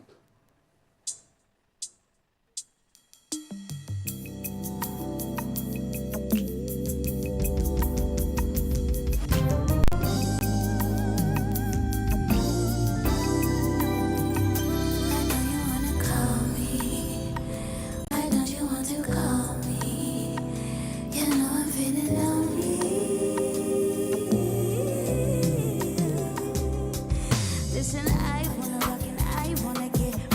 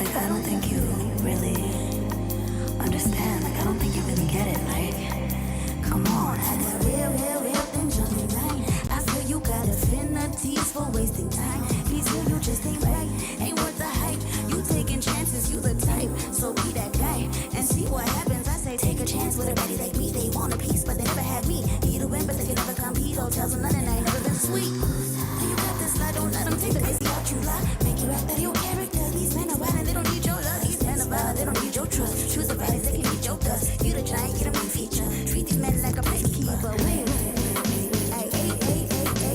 I don't think that they can do it like that, so stay. Call me. Say, why don't you want to call me? Oh, you're not feeling love. I'm feeling so low. Say, why don't you wanna call me? Why don't you wanna call me? Say, you're not feeling love. Why don't you wanna call me? Why don't you call me? Why don't you call me? Why don't you go? Why don't you go? Why don't you go? And why don't you come? Why don't you come, love? Why don't you come? Why don't you come? Listen, call on me, please call on me, call on me, please call on me, call on me, please call on me.